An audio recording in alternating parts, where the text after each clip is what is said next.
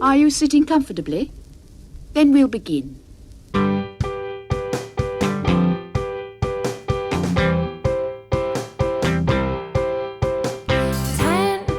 minutes left. Yeah, but there's still some time. It's not the final score. We need more than the numbers we're given. Show us you live and breathe the game. You're more than a name. That's what we came for. We can bring you more than the score. Every story. Let's take this thing off of the field into the real world, away from the numbers, away from the numbers. Hey, everybody, and welcome to another episode, a special episode of There's Still Time, the AFTN Soccer Show, broadcasting on CITR Radio 101.9 FM from the unceded Musqueam Territory at the University of beautiful British Columbia. I'm Michael McCall. I'm Steve Pender. And I'm Zachariah Meisenheimer. Yes, the gang of three are back for what is a landmark episode for us here at AFTN. On March 28th, 2013, Steve and me dropped episode 1 of There's Still Time. 10 years later, we're bringing out episode 555. It's our 10th year anniversary! Yay. What is that? How like, we've aged. what is that like? It's obviously not silver or golden, but what is it? Like, what would it be? Oh, I 10th meant to year. look that up, actually. Let's have a look. 10-year Is it anniversary. like wood? Well, I get wood a lot when we're doing the podcast. Yeah, I Silver. It is the silver. I thought Jewellery silver wise. was. I thought silver was 25. Yeah, so did I. No, it's the traditional 10-year anniversary gift is silver. So if people want to give us pieces of silver and donate some pieces of silver, we're more than happy to take them. Head along, send your donations in to either AFTN Canada at paypal.com, or if you go on the website, you can buy us a coffee on the Ko-fi link that's on the website. May as well just plug that off the back. But yes. Or if you see Michael at the MSL games, just hand him silver right there on the field. Yes, someone did hand me some money as a subscription to one of the extra podcasts when I was doing League One BC commentary last year, and Gideon was like, what's going on? That looks really dodgy. But yeah, we are 10 years old, 555 episodes of the main show, along with 70 of the extra podcast and just some of the other stuff that we've done as well. So, like, even just looking at the main show, that's more than one a week. Because if we'd done one a week over the 10 years, we'd be at 520. I think this basically just shows, Steve, that we just talk way too much. We talk too much, like shows that extend long. Like based on this show, I've already had dinner and taken a nap because I wasn't sure what time it was going to end the podcast. True, so I'm and well prepared. I mean, I have about 3 days worth of water too by my desk. We will try and keep this to within the 10 hours. I had thought of a show where we do 10 hours of just opening sticker packs. Well, that would be so good. So good. Chris Alsher said we should bring back the sticker pack opening. That was one of his favourite moments of the year. And this first part of this episode, it's going to be a bit self-indulgent, so bear with us. You can fast forward to part 2, look at the timestamps if you don't want to hear us talking about memories and bringing you some fun stuff. And we're going to be opening our Christmas presents. That's going to be exciting. Our annual Christmas present tradition that never takes place at Christmas anymore. I was actually organised this year, so it's you two guys' fault. And the snow had a part to play. Snow had a big part because there was a couple of gifts where I ordered it, but they never came through, so I had to reorder it, and then we never just got around to it. But we'll talk about our memories of our 10 years. How has it been for you, Steve? Well, yeah, last couple of years has been here and there, but before, I think my probably biggest memory is the early roundtables. Oh, they Whether were it fun. was, yeah, they were a lot of fun. Not just the three of us, but there was, Slamo, John, Massimo, a few other people. Those were a lot of fun. I think probably the best one or most memorable one was on 33rd and Victoria at the German place. Yes. Well, Um, funny you should mention that, Steve, because I'm bringing you the outtakes on this show tonight. No, no, no, oh, no, no, no. well, I was gonna say I've never gone back and listened to the stuff that was cut out because I felt like if I did listen to it, I would have to self cancel myself. So Well, I we have three Germans on the show tonight, so I maybe shouldn't bring you the outtakes from that Okay. section. So, the other things about the podcast, learning about the three ball player, I learned that from Slamo, that term. Oh, yes. And then prior to recording, Michael always trying to find all the ticking sounds in the room, trying to disconnect everything. Basically, that was always entertaining, behind the scenes kind of stuff. Yeah, I still have a clock that's ticking that's annoying me. I haven't decided yet what I am going to call this episode. I've got two things in mind. Because I'll let the listeners into a little... We'll open the window and let you inside to the secret at AFTN Towers. Some of you might know this, but the fact that so many of you that listen to the show hate the music I play and don't probably listen to the lyrics in the songs that I play, a lot of our episode titles are actually lines from a song that's been played that week. I don't even know if you guys are aware that that's what I do No, for... yeah. So I've got two things in mind. One is from a song that is coming up in part 3 to kick off that section. Or the other one is the t-shirt that I am wearing just now, which I will get up and show you guys. It's by Arab Strap, the Scottish band, former Artists of the Month. After 10 years, they had decided to call it a day. So the bad news for all you listeners is after 10 years, we're still going. But they had their farewell tour and they called it, I don't know if you can't actually see it because of the chocolate digestive thing I've got behind me, 10 Years of Tears.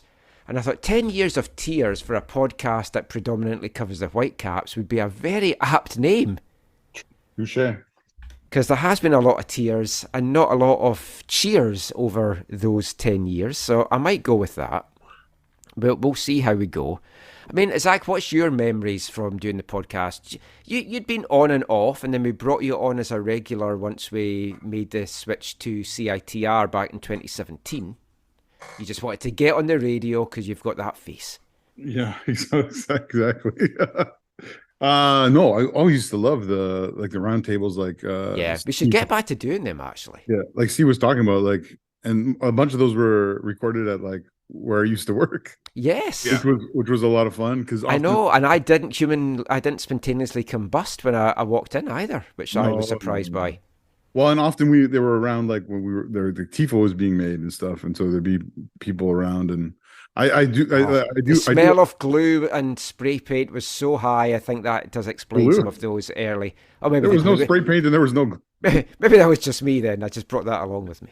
No, but I do remember Steve said this, but I remember especially at that old building, we tried to record in a number of different places, and there was hums or there were little things. You're like, we got to leave this room, and it wasn't until we finally found the one room that I had to I don't know, get a special alarm code for or something so that we could go into that. Remember that boardroom sort of thing? Oh yeah. Very end? Yeah. Oh, that was nice actually. Yeah, we should break back in there and do that. Yeah, I wonder if no, I don't have a key for that anymore.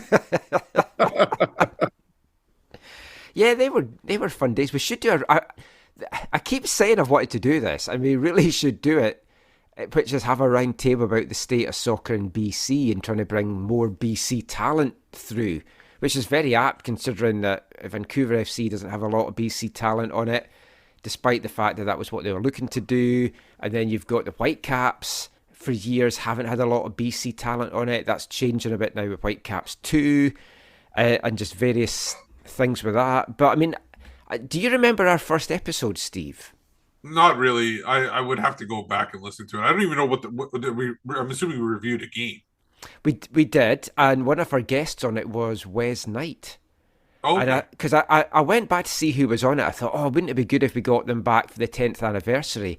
But I thought, how much more can you ask Wes Knight about his fucking long throw? And I thought, probably not that much, really. So we've gone with different interviews for this episode, but that first episode, again, will give you a little bit of an insight into how we worked in the early days. Because when we started this, I didn't have a clue what we were doing podcast-wise and editing and stuff.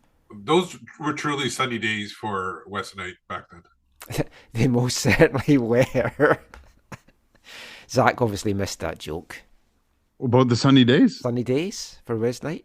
Sorry. Yeah. Yes. That's actually a reference also to the Shawn Michaels Bret Hart feud that happened back in the day. I don't know if you remember Shawn Michaels saying Bret Hart has had sunny days. Oh, because of the wrestler Sunny. Yeah.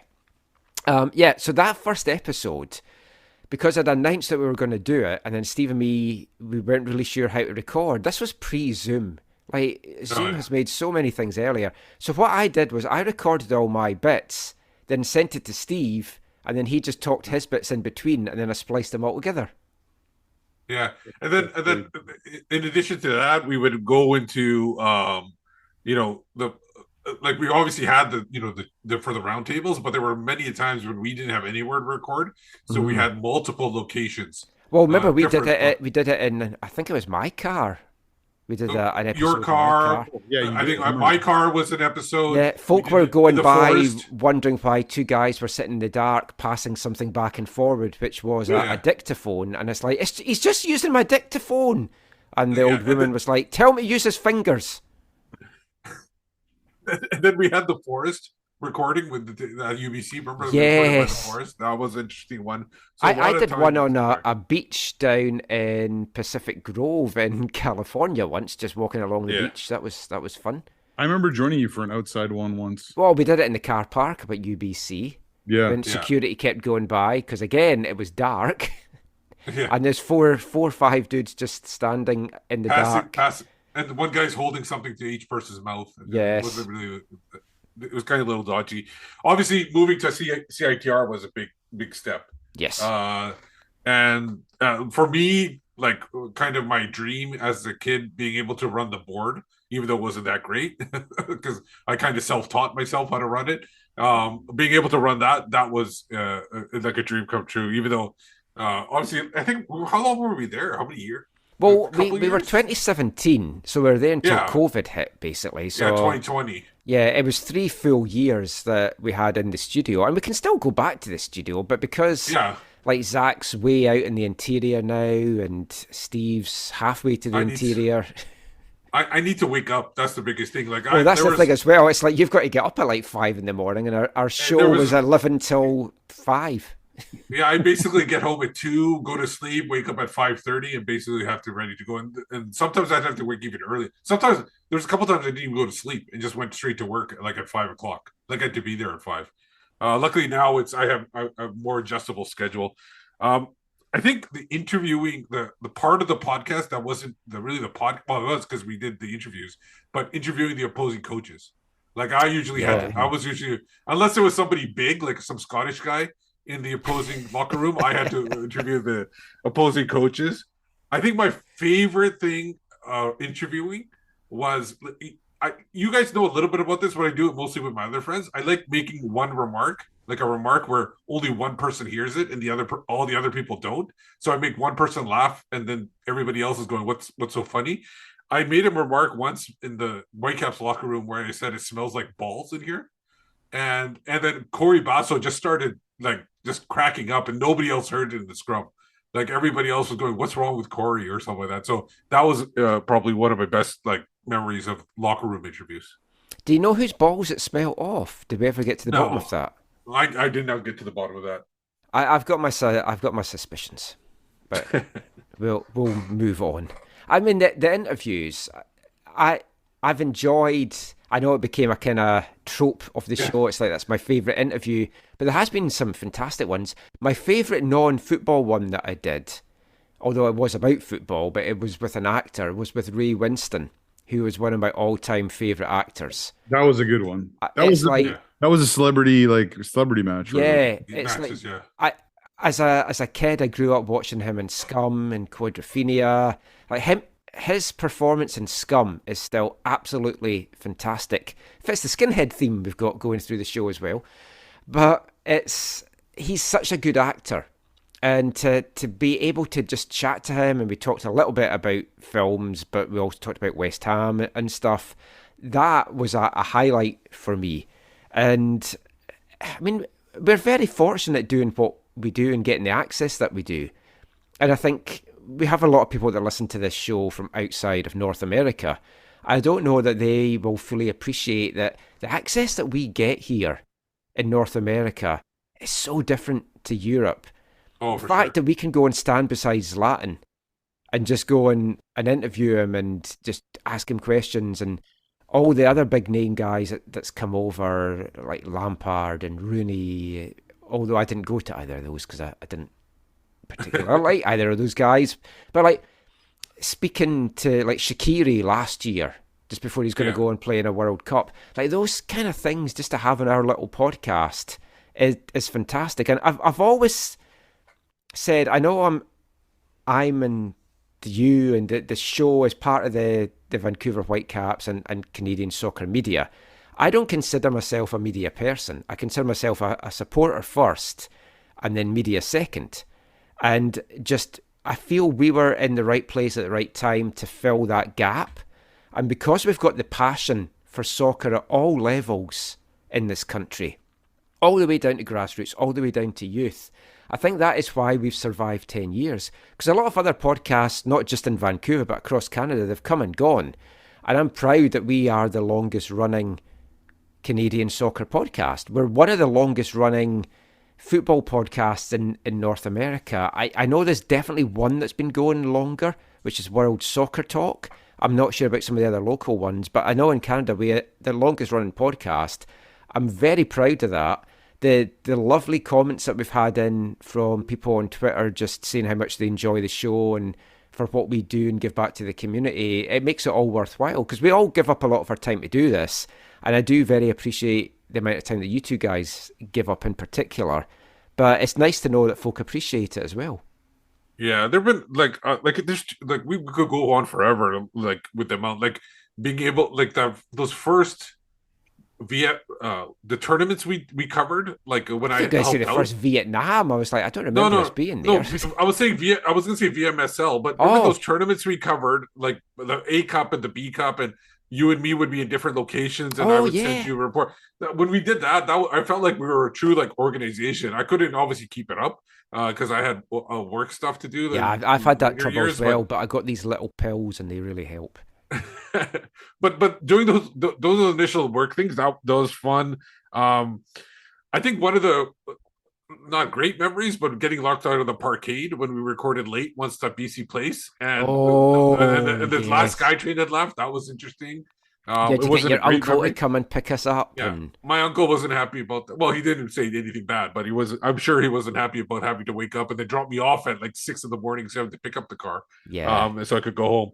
I mean, most of the chats that I do, I said to you, will only be 10 minutes, and then we're 3 hours later, and you were locked out of a garage.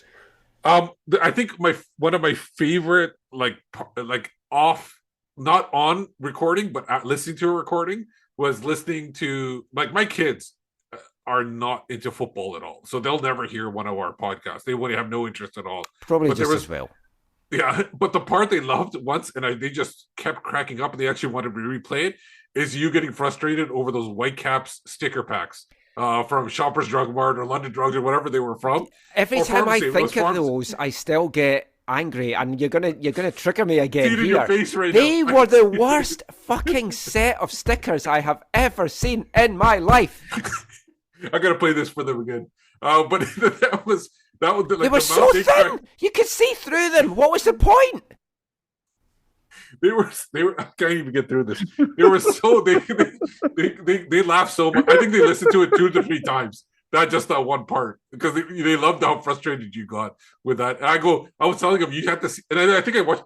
There was a YouTube video of you opening them too, and then they watched that as well afterwards. I still have that album. I don't know why. I didn't complete it. That might not surprise anyone. But yeah, that was good. We've always enjoyed doing our fun segments as well. And you'll all be delighted to know that we've brought all the old classics back for this show. Because I've got a folder of all the stupid, fun food questions that we've asked players from over the years. And I haven't used all the stuff that we've recorded. So much so that there's players that left like 3 or 4 years ago that I've got them talking about their favourite jam. That it's a little bit not much point in bringing you that now.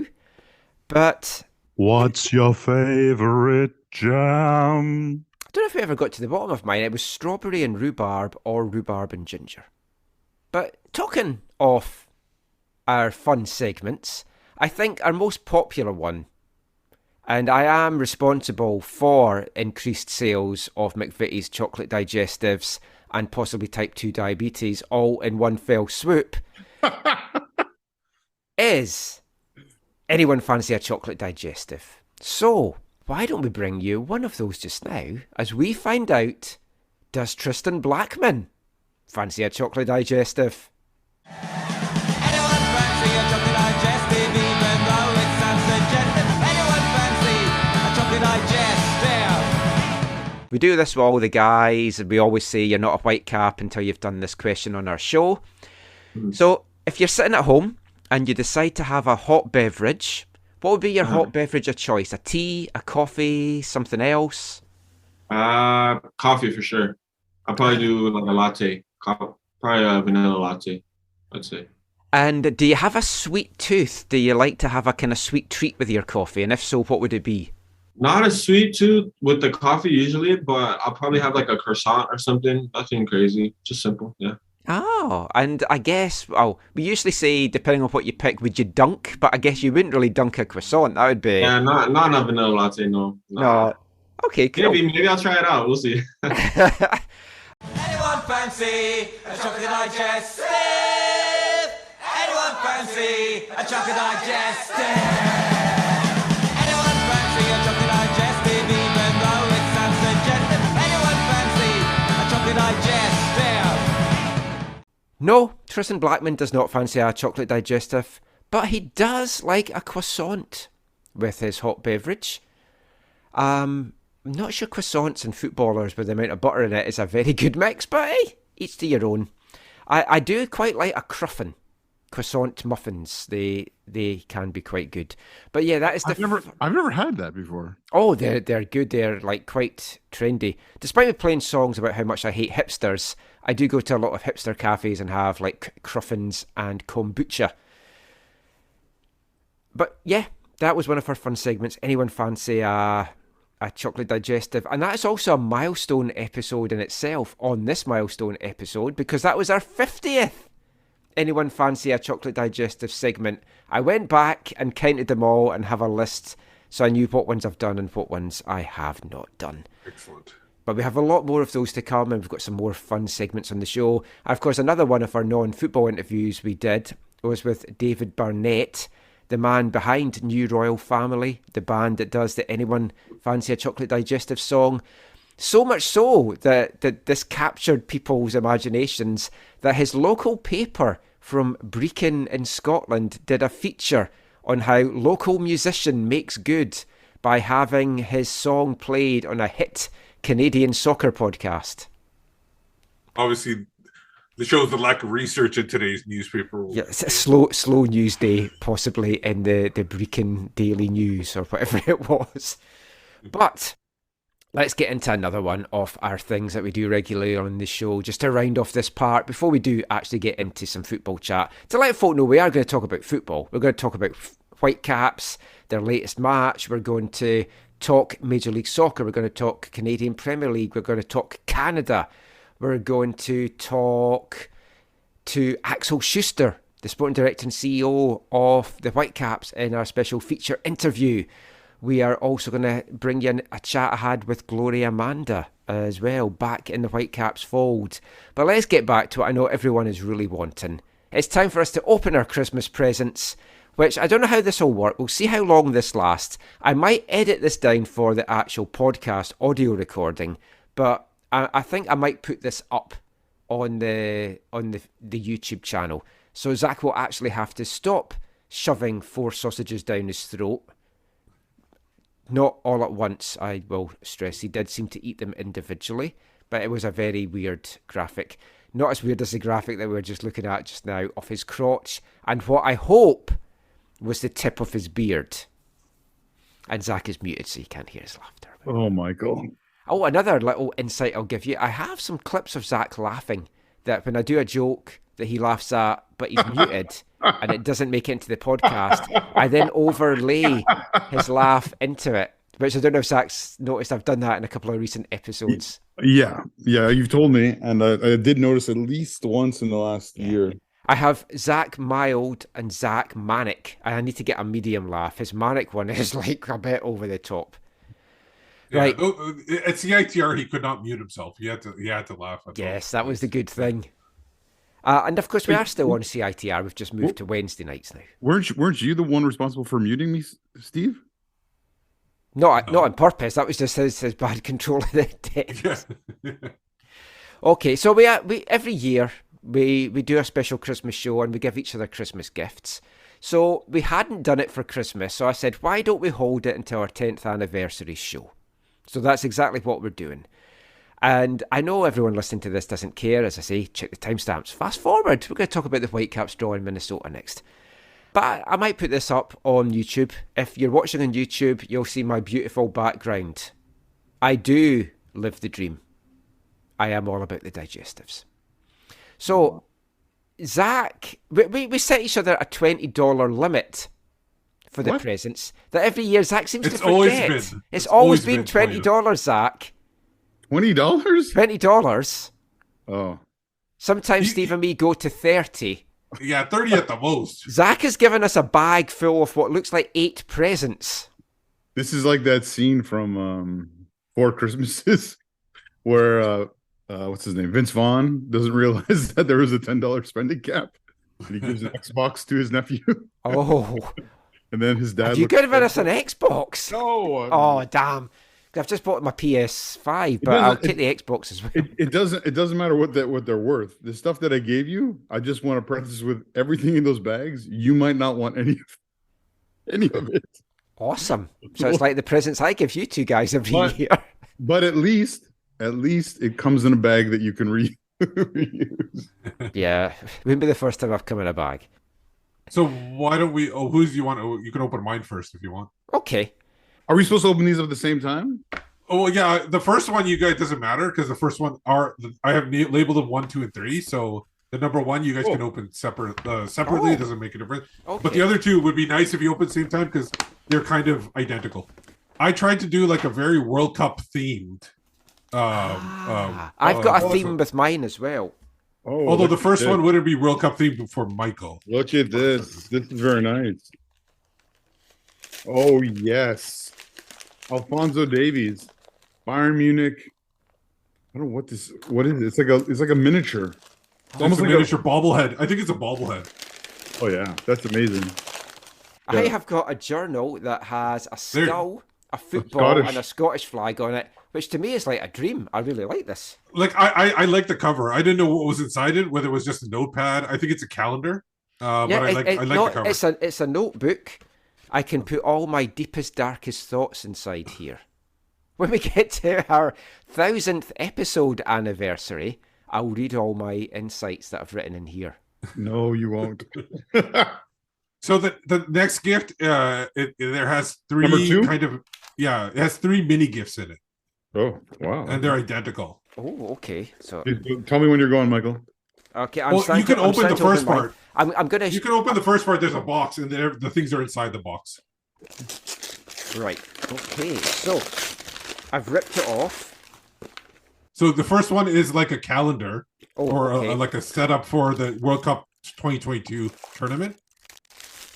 Oh. It's like a hang-up poster kind of. Yeah, topical. Cool. Yeah. That'll be good for when we rewatch it. That's sweet. Oh no, I like that. Yeah. And a ball keychain. Just the thing about this ball. The ghost of the migrant workers mascot. I don't think these ones are official ones, so that's why I had no problem buying it. Oh no, I like these. Oh yeah, because you had no problem buying it. What was, let's see, made in a sweatshop in. No, but and then the soccer ball keychain that's there. it was labeled as 2022 World Cup, but if you look at it, yeah, there's something Scotland's on there. And when I saw Scotland, I was like, yeah, this is definitely not World Cup. Yeah, but one they also labeled Kazakhstan Germany- is on it in tribute of their fantastic win at the weekend, so this is very timely. Germany flag has white instead of yellow. I think it's all like I think it's European countries in there. I like the Scottish flag on it. Obviously, it's the closest we got to 2020. Michael, his name is Laib, and if you have not been to the Laib hype show, you don't know Laib. I also got this because Zach has a story about how he wasn't able to get like souvenirs from the World Cup. So Oh yeah, Yeah, we're not telling that story today. Off the record, the story about that. And then you guys can open the third one, and that one is something you can use for the next World Cup if you want to. Michael, are we opening? I love this. It apparently lights up. It says does. something about lights. Just bang it on the thing. You'll see the lights going. You can tell that I am very easily amused by. I'm like a kitten. Flashing lights and a ball and a string, and that's me gone. I've used let's get to this is hilarious because Michael, did you get us this? I have got you both this, but I didn't give it to you. Is this a trophy? Oh, is it a glass? It's not a trophy. It's No, a glass. it's a glass. Oh, sweet. It's a drink out of. I've bought two of those for you two. Did you get one for yourself, Steve? Yeah, I did. Oh. I can find it to give away to folk else, so that's fine. Oh, awesome. I didn't get myself one. It's a World Cup cup. Oh, yeah. That's going to be awesome. I think this could be from Honduras, this one. The colour of it makes me think that... Michael, it's not meant for a test sample, okay? Okay. Oh, these are awesome. Yeah, thank you so much, Steve. Okay, thank you so much, Steve. You can open mine now. And there is a theme. Oh, sweet. That's better. Studio bottle opener. There's a bottle opener. Okay. That's awesome. Which then goes with whatever you decide to open to put into the World Cup glass. Oh, that's awesome. Which was initially why I'd also bought you the glasses, but then I was like, I've got other stuff now. So. This is sweet, Michael. I need a good bottle opener. That's so cool. Check it out, buddy. Excellent. Also, I got one of them for myself, and they are very heavy. Yeah. So they're a nice little ornament as well. So the second one, it's continuing a theme, but you've got different presents. This is like miniature. I got a Suboto socks. Yeah, so Steve's got Suboto socks, and his background's having the same problem. I got myself a pair of those as well. It's Suboto a card game? Yes. Sweet. Oh.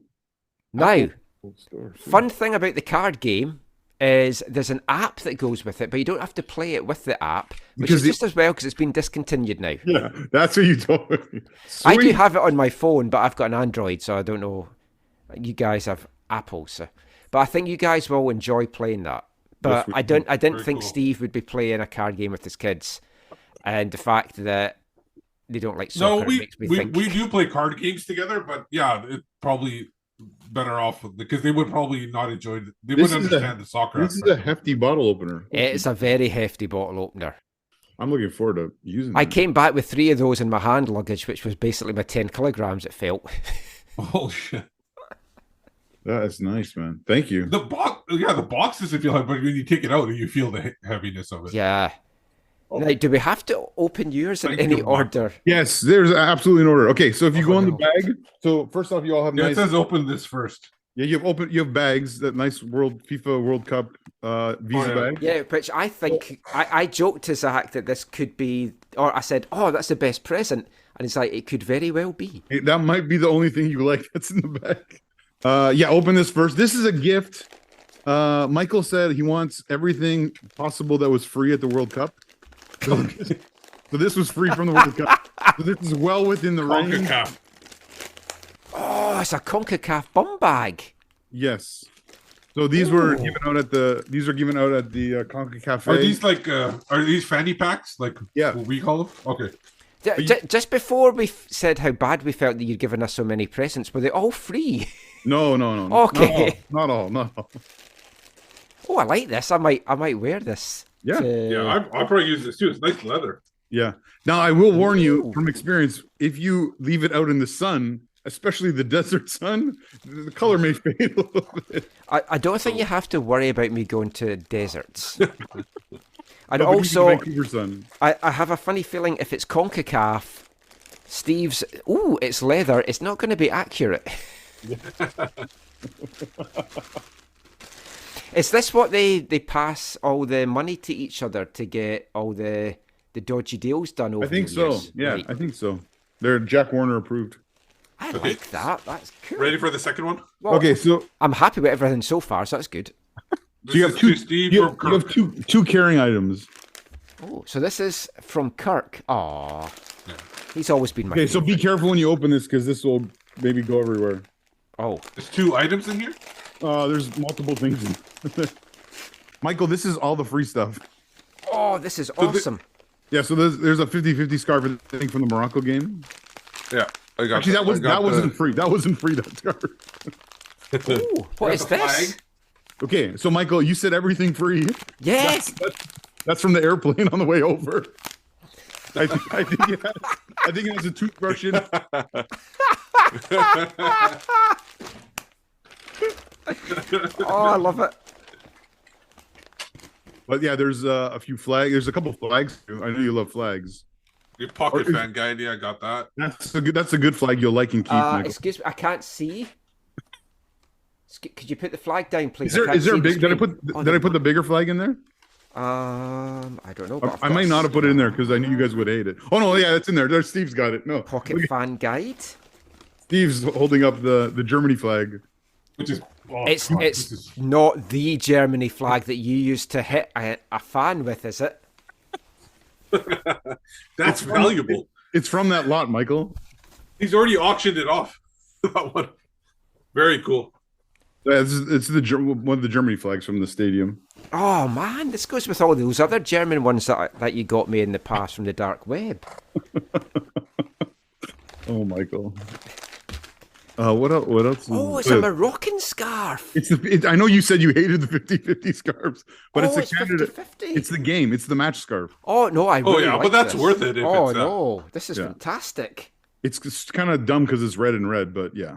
There's also then there's all the the fence, the guide, Michael. That was like the only real guide that was there. No, genuinely, I love Yeah. this. This is And then fantastic from the in collection. there, Cool, and there's still 2 more. Oh no, there's still 4 more. yeah. There's, What hour of the podcast have we gone into so far? I've always thought about getting this, and this is great. Ooh. So it's basically again. Who ate all the squid? Oh no, yeah. Who ate all the squid? Who Ate All the Squid by Devin Rowcliffe. Yeah. So we need to read it and then review it and have him on and talk to him about it. You know, see when he released it, I said I was going to, and he sent me a PDF copy, Oh, okay. and I haven't read it because I don't like reading stuff on the computer. I like a book. And with my like more and back then it's more recent. Obviously, I think it was 2020 when I started really getting into Korean culture, like with K-pop, Korean dramas and stuff like that, and game shows. This will be very great to read. Yeah. Now. I think we need to read Perfect it time. and then talk to him. Yeah, Yeah, Do for it. sure, 100%. we're going to get Farhan on the show to talk about his Fonzie book as well soon. Oh, so right. that'll be good. Talking of Korean culture, one of my favourite movies that I saw at the Edinburgh Film Festival, it's called Tell Me Something. And it's a Korean kind of thriller. Highly recommend it if people can find that to watch. 99, it looks like. Yeah, it's a really good thriller mystery. And, because I'm a big fan of the band Placebo, somewhat bizarrely, and this isn't spoiling anything, the closing scenes just features Placebo music and the Placebo album cover from The Killer. It just made no sense at all. But anyway, cool. I like all these so far. Okay, and then the fourth one. Okay, so this one is just again, you really might not find any use for. WWE Mix Max Challenge. Oh, Hero Clicks. So this is a game that my son and I play a bunch. We started playing with Oh, you might as well show this. AFTN man Will Silver.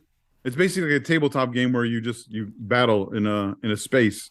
And this one, because they have like Marvel, they have DC, they have I've seen the Marvel ones, and the Rings. DC ones in Yeah. like Toy Traders. It also says learn to play at your local game store. So if I just walk into the local game store, You should probably call ahead and see if they will. Okay. Play. I really like this three of looks these four wrestlers a lot. I'll let you guess Okay. which one I'm not a big So fan of. then yeah, you can I really like three of them a lot as well, and I'm thinking we both don't like Charlotte. We're probably Flair. on the same page. Yeah. Charlotte. Okay, well then we'll see who open. You can open. How'd those you up. know it was Charlotte Flair? Charlotte Flair? I know her dad. No, but how'd you know? Woo! Yeah, So we're opening the two smaller ones? yeah. You can open those. I'm gonna guess it's another two figures to go with our game. I like the first one. Now, if it was a tag team match, I'd sub Charlotte Flair for her. Oh, see, I've got a he. Oh, so I got two classic. I don't know if we got the same ones. Oh, maybe I've got a girl. I've got Yeah, Ronda absolutely. Rousey. These ones you guys have different. Oh, I got The Rock and I got Trish Stratus. Oh, see, growing up, I loved Trish Stratus, and she's back in it again as well. I have Ronda Rousey and John Cena, except I don't think You can't see. I don't think I can see him. I can't see it. No, there's nothing in there. The box is empty. No, it's just not there. Is that what he does? Yes. Yeah, you can't see me. Those are fantastic gifts, Zach. Again, So even if you don't want to play with reminder it, for you can just reminder put it for on next your year. Reminder for next year. It's a $20 to $30 spending limit. Thank you so much, both of you. I really liked those. They were great. Yeah, thanks to you guys for mine too. Because we keep saying we have got plans to do a video series of like football board games that I've got, and I've got people like Asa Raymond wants to be part of it and come and play some games with us, and we just have to find the time and the place to do it. That's been the tricky bit, and also set up how we're going to film it. And then I've got like retro soccer games I want us to kind of play and things as well. So we have got plans to do stuff like that, so we can have a little wrestling flicky thing as well. And I believe there is, like, we can even do a thing where we have, and I've heard of it somewhere. There's like a Dungeons and Dragons with a soccer theme. Oh, really? Like where you can play, like you can make decisions and stuff like that. You need a dungeon master to do it. I think I've seen it somewhere. Maybe it might be another sport. I saw it a while ago, and I just saw it in passing, and I was like, "Well, this is very good." I have to look into it to see if I could find it. We should get Vanni to see if he can play zonal marking with it. Yeah, that might be one of the things. What do you want to do? How do you want to mark in the free kicks and stuff like that? Then we can show him in person that I don't think it works. No, so that was fantastic. But that is it for the first part of the 10th anniversary AFTN Soccer Show. You'll be glad to know after about an hour of nonsense that we are back talking about football after this. Hi, I'm Simon Betcher, and you're listening to the AFTN Soccer Show.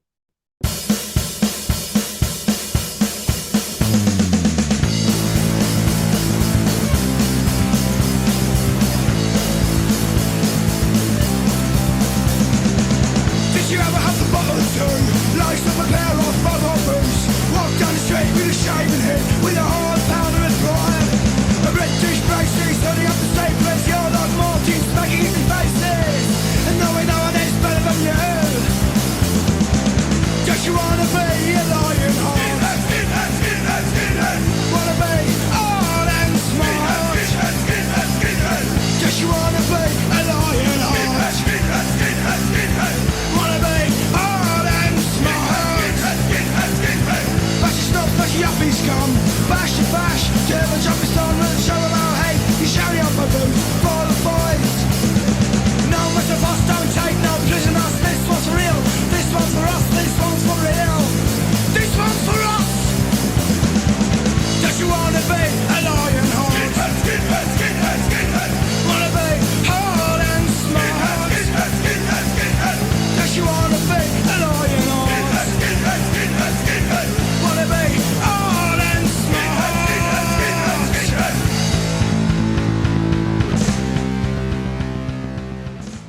Welcome back to the AFTN Soccer Show on CITR Radio 101.9 FM.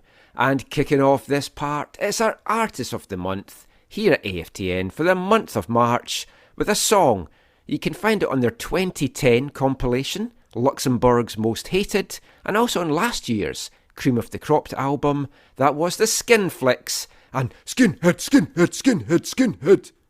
Yes, they are our Artists of the Month. We'll have at least one more song from them on this show, and I say at least one more because obviously we've had a lot of nonsense that we've just been chatting about there in part 1, which means we had less time for football chat in this episode, so I might bring out another episode later in the week with an interview or two lined up for that. But we are finally going to get round to talking about football now on the show. And we're going to talk Whitecaps in this part, and the Whitecaps' last gasp draw in Minnesota. Whitecaps. You get a point in the road in a place you've never won, which I said last week I would take. You did it in dramatic fashion, but yet I've come away feeling angry because it wasn't all 3 points after dominating a match against a vastly depleted opponent in Minnesota United. What was your feelings coming out of this one, Zach? Yeah, it's hard not to agree with you. I mean, it's a mixed bag, I guess, because you when you looked at who was away for international duty, Reynoso was injured. Yeah, so I mean they had 8 players missing. 7 starters from the week previously. Yeah, so you would have thought, okay, you got to get something from this. I think a point in general is respectable, but based on that, and even based on the fact that they created, I think the more and the better chances in the game, they'll feel, well, they should feel a little bit at least a little bit disappointed. I think it would be much worse though had they scored first and then given up a goal. Yes, at least it was reverse. Because it would also have been much, much worse if they hadn't scored that late goal and came away with a defeat. It would have been. Yeah, then there might be some big questions getting asked. Yeah, bigger than normal. Late night ordering from Uber. Yeah, exactly. But no, I mean, I know we joke, but like seriously, Vanni's future, if they hadn't come away with something from this, was certainly up for questioning. It would have been on one of those shiggly pegs you're always going on about? Yeah, absolutely. I mean, the thing is, in some ways, it felt like a victory because it was just such a dramatic late winner. 8 minutes into the 6 minutes of time added on, which we'll come to it. Yeah. And let's just come to it now. Vanni mentioned afterwards that 6 minutes went up, but Minnesota clearly were wasting time. And we saw this during the World Cup, and I like it that referees now are not afraid to add on time to the added on time. And apparently the fourth official told the Whitecaps bench, which I would then hope he also then told the Minnesota bench, that there was going to be more time added on because of the time wasting. And I don't think Minnesota's got any complaints. If that had been us, and we'd time wasted, and we got hit by that, it's on us. Yeah, and there was a little brouhaha after, right? Yeah. Adrian Heath had to get pulled away. Julian Gressel and him were seemingly getting into it. And then Stuart Kerr, he's usually such a mild-mannered and calm man, just jumped in the middle of them and separated them. Well, I heard it was I was listening to on the radio, and so what they said on the radio was that I think the Gressel didn't like how the Minnesota, not Heath, but his staff responded at the final whistle. And so he expressed that to them. And then Heath didn't like that he was expressing that to them. That's what all happened. I mean, Steve, it's a good point in a place that we find difficult to win in. But did it feel like a wasted opportunity for you, considering the domination of the match? 23 shots to 8, the Whitecaps outshot them. 5-2 on target. They had 63% of the possession. Yeah, it definitely felt like a waste, but it's not totally not understandable either at the same time, because we talked about it before. They have a striker up top who, whether he lacks confidence or just whatever the cause is, just is unable to finish. yes, he scored some goals in CONCACAF or wherever he scored goals, but Mm-hmm. for some reason he's just not consistent. And he's had like the chance he had in the first minute, he almost like shinned it. It wasn't even a proper shot. That went over. He had hit the top bar, but if he had struck it somewhat appropriately, it would have hit the net at least. The goal, there was another shot where he totally missed wide. I think he hit that with he didn't let it settle the ball, or he had lots of time. It feels like he's just over panicking when he does it. I personally, and there was even a shot wide where instead of going on his weaker leg, he could have cut it inside, either found somebody, because there was a lot of people that were supporting him in the box, which is not normal for the Whitecaps that you actually have support, but you could also got it to a strong foot and hit it a little harder. So it's to me, it's disappointing, but it's understandable considering what they have. Like we talked about it. Like, yes, you can get rid of Lucas Cavallini, but make sure you bring in somebody that's as good or better than him in finishing, and you need somebody up top, and you didn't have that. The jury's out on Cordova just now, and it's now been confirmed he's going to be missing for 6 to 8 weeks. So it's like nightmare situation for them, because if that had happened, you'd be like, oh well, you've got a backup that's doing well, but your backup's out of form. Brian White, Zach, and hat tip to new AFTN writer Felipe Vallejo for this stat, without a goal now in 789 MLS minutes. On the positive, he is getting the chances and he's creating the chances. So at least that is something. But yeah, he's just not finishing them. Yeah, just shy of 9 games. That's what would be 9 games in terms of minutes. Yeah, that's really not the form you need from him. It's even like I talked a lot about last year about where he would regress to the mean because the year before he was, so outperforming himself, if you will. And then that's also now my worry with Cordova. Like, was last year his outperforming year with RSL, and now he's going to regress to the mean. I mean, he's come in. He's not fit, and he wasn't fit, and now he's injured, and he's going to be out for up to 2 months. And he's going to come in and still have to get his fitness back up again. So we could have Brian White as the main striker till the summer. Well, exactly. I mean, this whole situation is horrible unless your name is Simon, right? Yes. Which, as you know, I've been banging on about. Give the lad minutes. And he's definitely earned more of them. It'll be interesting to see if he gets to start the next game. Yeah, I think he's earned it, but from stuff that Vanni has said, it doesn't sound to me that he's going to play him. I mean, Vanni keeps saying, he's not fully rounded yet, it's not the finished article. He seems to like him to come off the bench.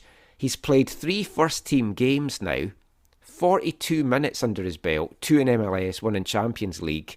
He's got 3 goals in those 42 minutes. He's averaging a goal every 14 minutes, and I think his expected goals is just shy of 7 for what he's playing.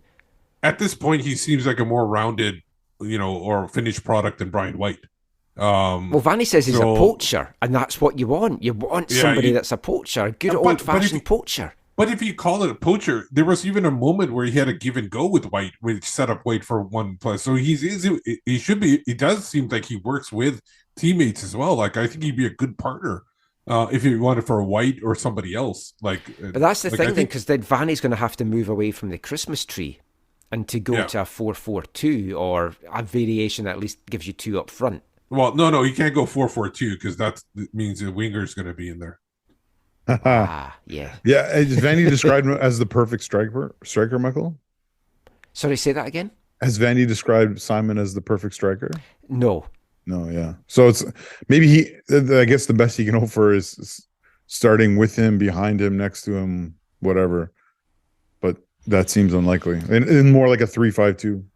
I mean, the other thing is we do have Diber Caicedo coming back. We're going to hear from Axel in the next part, and that's something that we talk about, the fact that Diber's back.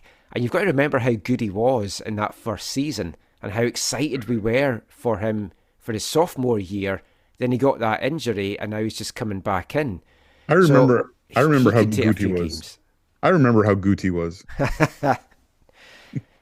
We don't mention him anymore. He's gone to the other side.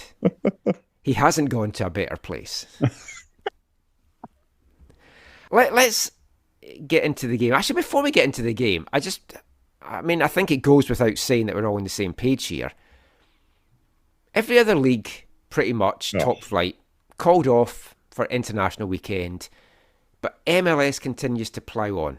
So Minnesota, 7 starters, 8 players missing to international duty. The Whitecaps would have had 3 missing if it hadn't been for Cordova.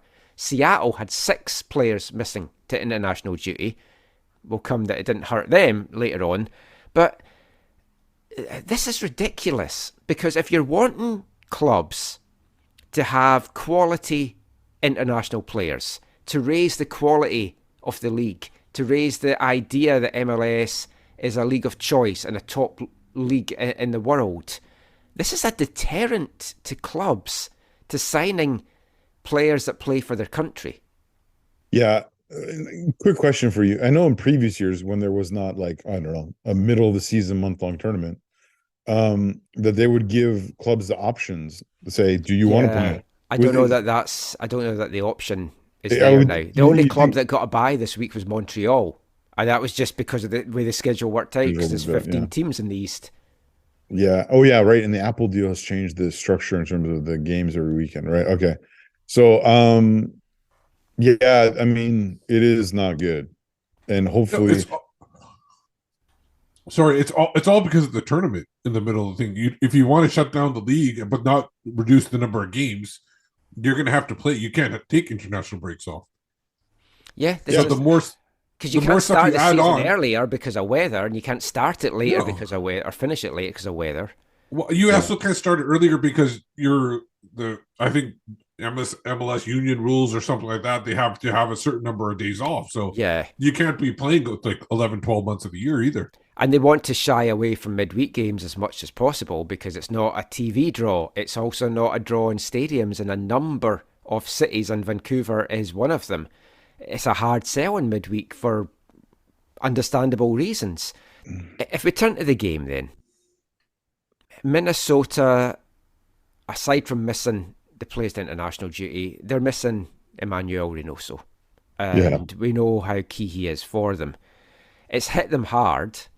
And basically, since he's been out, they've had to become a team to start the season that gives up possession, which is why the Whitecaps had 63% possession, that wants to play the counter-attacking, robble ball almost style game, hitting the counter, use set pieces to compensate for that. And you saw it in this game. They were happy to give the Whitecaps that possession. And with the Whitecaps struggling to be clinical in front of goal and take their chances, and also susceptible at set pieces, which at least they weren't so much in this game, it was a good game plan. And although you look at the players missing and you think, it should have been a win for Vancouver, the way that Minnesota played, I was very impressed. It was as if they felt, we can keep giving Vancouver these chances because they're just not going to take them. Yeah, there was a bit of that, wasn't there? We've talked about it in previous years how central Reynoso is, and it was interesting to see. I've watched some highlights of Minnesota, but I have not watched and followed as much as I have as this game.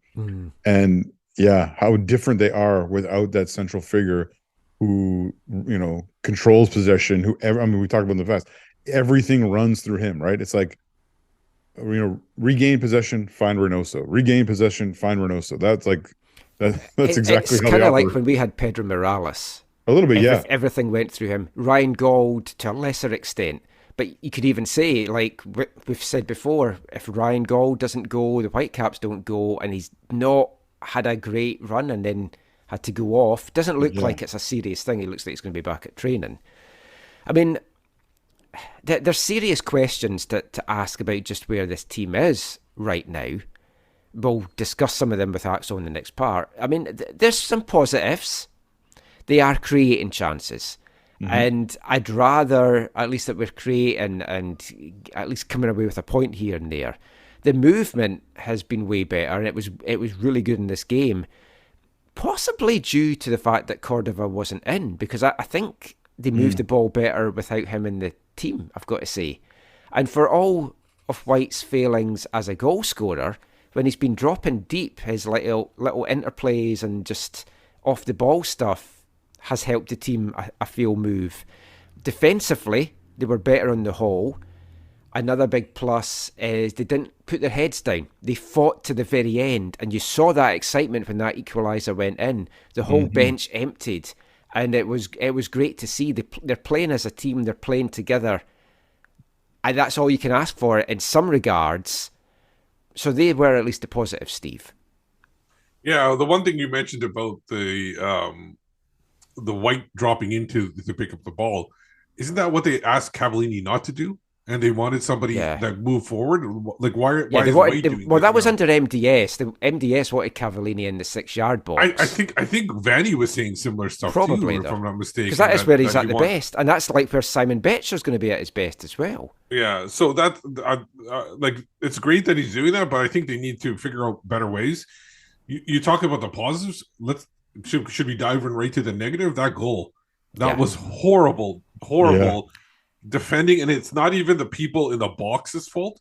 It was the people coming back. There was no support, because if you look at the replay, there's 4 people, Minnesota players in the box, and only 3 defending. Yeah, and I mean, you've gone on. That's like being one of your standard sort of standard bearers that you've had on the show in the 10 years is how poor we have done that in the past, and the midfield coming back to help out the defence. And it has got a lot better, but it definitely wasn't on that goal, Steve. And I feel a bit for Laborda, because it looks like he's the guy that was hung out to dry, because the scorer, Garcia, got goal side of him. But at the same time, you've then got Laborda very much in the middle of the park when he's playing the right-back role.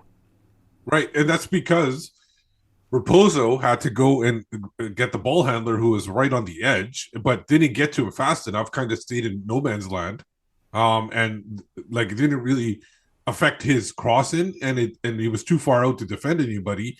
Then Blackman moves up, then Veselinovic moves up to the next guy, and they're both on the back end of the player. So they're not even in front of him, defending in front. And then Laborda has to move in further. And there's the midfielders don't come back. Clearly, there's no winger. So there's no winger to come back. And to me, it's just it's a really indicative of either whether you want to call it formation or setup. It's just that is the clinical explanation. It would be a great explanation of why this formation really doesn't work for the Whitecaps, because opposing teams know that they don't play wide. They only have one guy wide, the fullback, and nobody else plays wide, so they don't need to. They can overload the width and just throw balls into the box. I mean, it was a great ball in from Zarek Valentin, Zach. When he was available as a free agent, or he was available, released or whatever, I can't remember exactly how he was available, I said I wouldn't mind him coming in. He's a guy that is a steady performer. Good ball in. It was a good header from Garcia. I mean, I'll give him full credit. Nice stooping header. But just what was your thoughts on the goal? Yeah, I felt like we couldn't, blame Takioka for this one this time. Yeah, so at least that was good. But no, I agree with Steve, and like the not putting enough pressure on the cross is a real problem.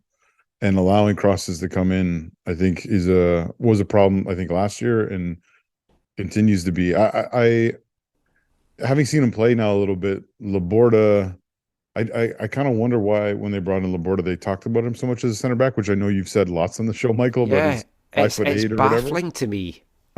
But he, doesn't necessarily seem like the greatest fullback either. So it seems like a weird one. I mean, it looks like Javane Brown's going to be the right back for the season going forward, just from little things that's been said and stuff. So Laborda's maybe going to get limited minutes there. But I mean, obviously we don't know the discussions that were had by him. But I thought he was coming in as a centre back, so I don't understand this at all. This is before the switch. I thought he was coming back as the right-sided centre back of a 3-man back, and he would be a perfect because he can move the ball up and down. He's kind of mid. Right back, and people who play right back and center back are that's a perfect position for them. So they brought him in, and all of a sudden they changed formation to 4 at the back. Yeah, and that kind of screws up with the whole Might explain why some people have left the thing with the way they brought people in. They paid money for him too, right? Oh yeah. Yeah. See that That's concerning. yeah. I mean, that goal had come after a good bit of spell of pressure from Minnesota, but it was about their only real spell of pressure in the game. The second half, the Whitecaps were dominant, but they couldn't get that breakthrough. But then the equaliser came in the 98th minute. I'm delighted, obviously, for Simon Betcher to get it, but good ball in from Pedro Vite. What a header flicking on, though, from Michael Markey. It's like, almost adding to the own goal as the scorer. But perfect header to the back post for what I'm now going to call Betcher, the outstretcher. Nice. To get his leg to that and direct it in. I've got to say, though, which I didn't pick up at first in the excitement of the goal, but when I watched it back, I was like, oh, that is horrible from Clint Irwin. Yes. For sure. I mean, yeah, the header means that, there's no assist on the goal. So it's just, Betcher on the score sheet. But great effort by him just to keep going and not give up and just get something on it to put it towards the goal. And you're right, Irwin should have done better. But yeah, for Vancouver, I mean, it's a good way to end an overall not great performance. You look at where the club is just now, and they've only taken 3 points from an available 15. But they've only been beaten in 2 of the 5 games. Again, glass half full, glass half empty, etc., etc. They've scored the 6th most goals in the Western Conference. It might not feel like that, but they have. But they've also given up the 4th most, which, again, considering where they are, also seems a little bit surprising. I would have thought the numbers would have been more. What's the point? What's the point differential between this number of games last year? After 5 games last year, they had 4 points, so they had a win and a draw. This year's they've got 3 draws, so they're a point worse off. It is something we're going to talk to Axel about in the next part, because in my head, Axel, and I don't want to give any spoilers away from what he says, must have in his head a points total for these first 8 games, that if the club is not at that, he has to be looking at what changes he wants to make. And I'm not necessarily saying Vanni, I'm just changes in personnel, formation, possibly the coach. Because you've got guys on big tickets like Brian White, Christian Dahomey that aren't performing. And I had so high hopes for Dahomey from that pre-season. And just for whatever reason, he's just not brought that form into the league. And he's playing like a guy that's not full of confidence just now either, Steve. No, and we talk about it in previous times that you're going to stick somebody in a position he's not used to playing, probably not suited to play. I mentioned it before that if you're going to play this formation, that you need to move on from Dahomey and maybe Diber Caicedo. You get people that fit in. I think they might from Daho. I think they're still so high on Caicedo. But then, of course, there could be a change. Like if Vanni was to say go, a new coach is probably going to come in and play a completely different system. Oh, for sure. Yeah. Oh, yeah. But then you might want your wingers, and then you might be thriving. Or maybe Vanni... I mean, Vanni last year said he felt he was too slow to react to things that weren't going right. And he's learned from that. But has he? No, I don't think he has. Because if he's learned from that, I would be moving away, I think, from the 4-2-3-1, and we saw it towards the end of the game in the 4-4-2 or whatever it was, but maybe we will look to then get the wingers coming in again. Well, he'll call them something else. He'll call them a wide center midfielders or something like that instead of wingers. Again, without giving too much away from what Axel says, there's been inquiries about Whitecaps players from other clubs. And you've got to think Dahomey is a guy that there's going to be MLS coaches watching that saying, "Oof, he would fit our system perfectly for what we want." But isn't the amount he's on, like the contract he's on, isn't it prohibitive? That could be prohibitive, yeah. And well, teams do have a space. Like some teams, we don't know how much space everybody has. They can easily, if they have some gam, they bring them in. They put some, they take some money down. It's not just about the space; it's about the valuation, right? Like they might feel they're blowing money away, but then they might also feel that he's exactly what they need. Yeah. So the thing is, the other like teams, Colorado or something like that. Some teams might recognize the fact that he's playing out of position, and they might remember when he was playing in position and what he contributed, because he did when he started off. There was a lot of moments that he had where it showed how his potential. Well, if they watched him pre-season as well, because they were playing against MLS teams, there's going to be teams going, "Oh, he could do that." But I mean, I would think by the end of April, depending on how the land lies, I could see a trade within the league, and that some guys move on or whatever, just to freshen things up. If the goals in particular aren't coming.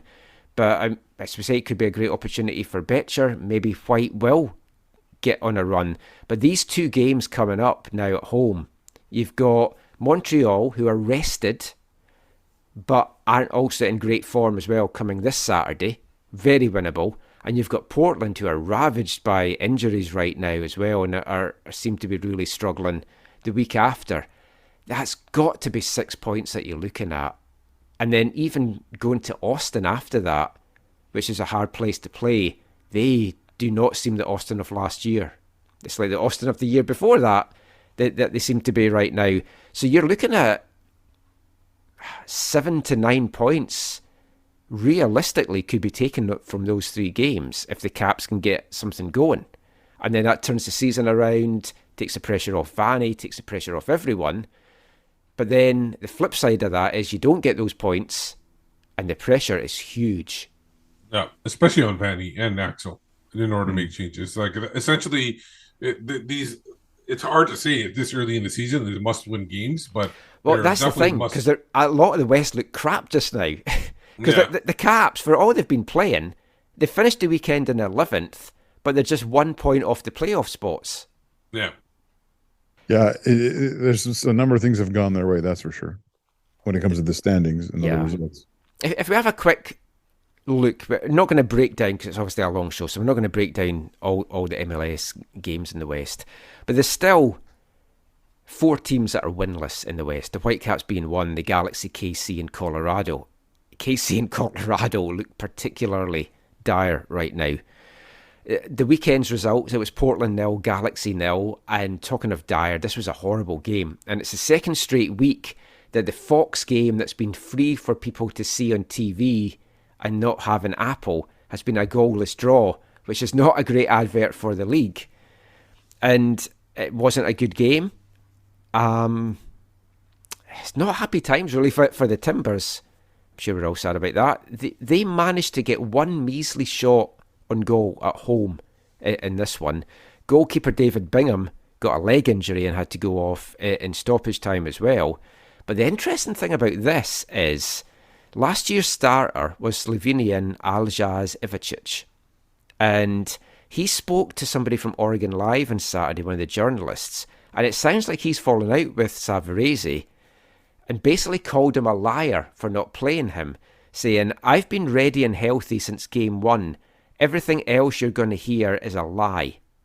Now, Savarese responded to that going, it's disappointing that a player would speak to a journalist and not keep it in-house, and didn't really want to talk about it. They have been hit hard with injuries, so as I say, a great chance for us to get something from them when they come here a week on Saturday. But Savarese, the pressure has to be on him as well. Didn't make the playoffs last year, bad start. I could see them having a kind of trigger finger of getting rid of him. I haven't kept up with it, but is the Timbers Army active this year? I don't know. There was one game I was watching part of, and I was just like, I heard them in this one. Okay, good. Singing "We're the Timbers Army, who are you?" Okay.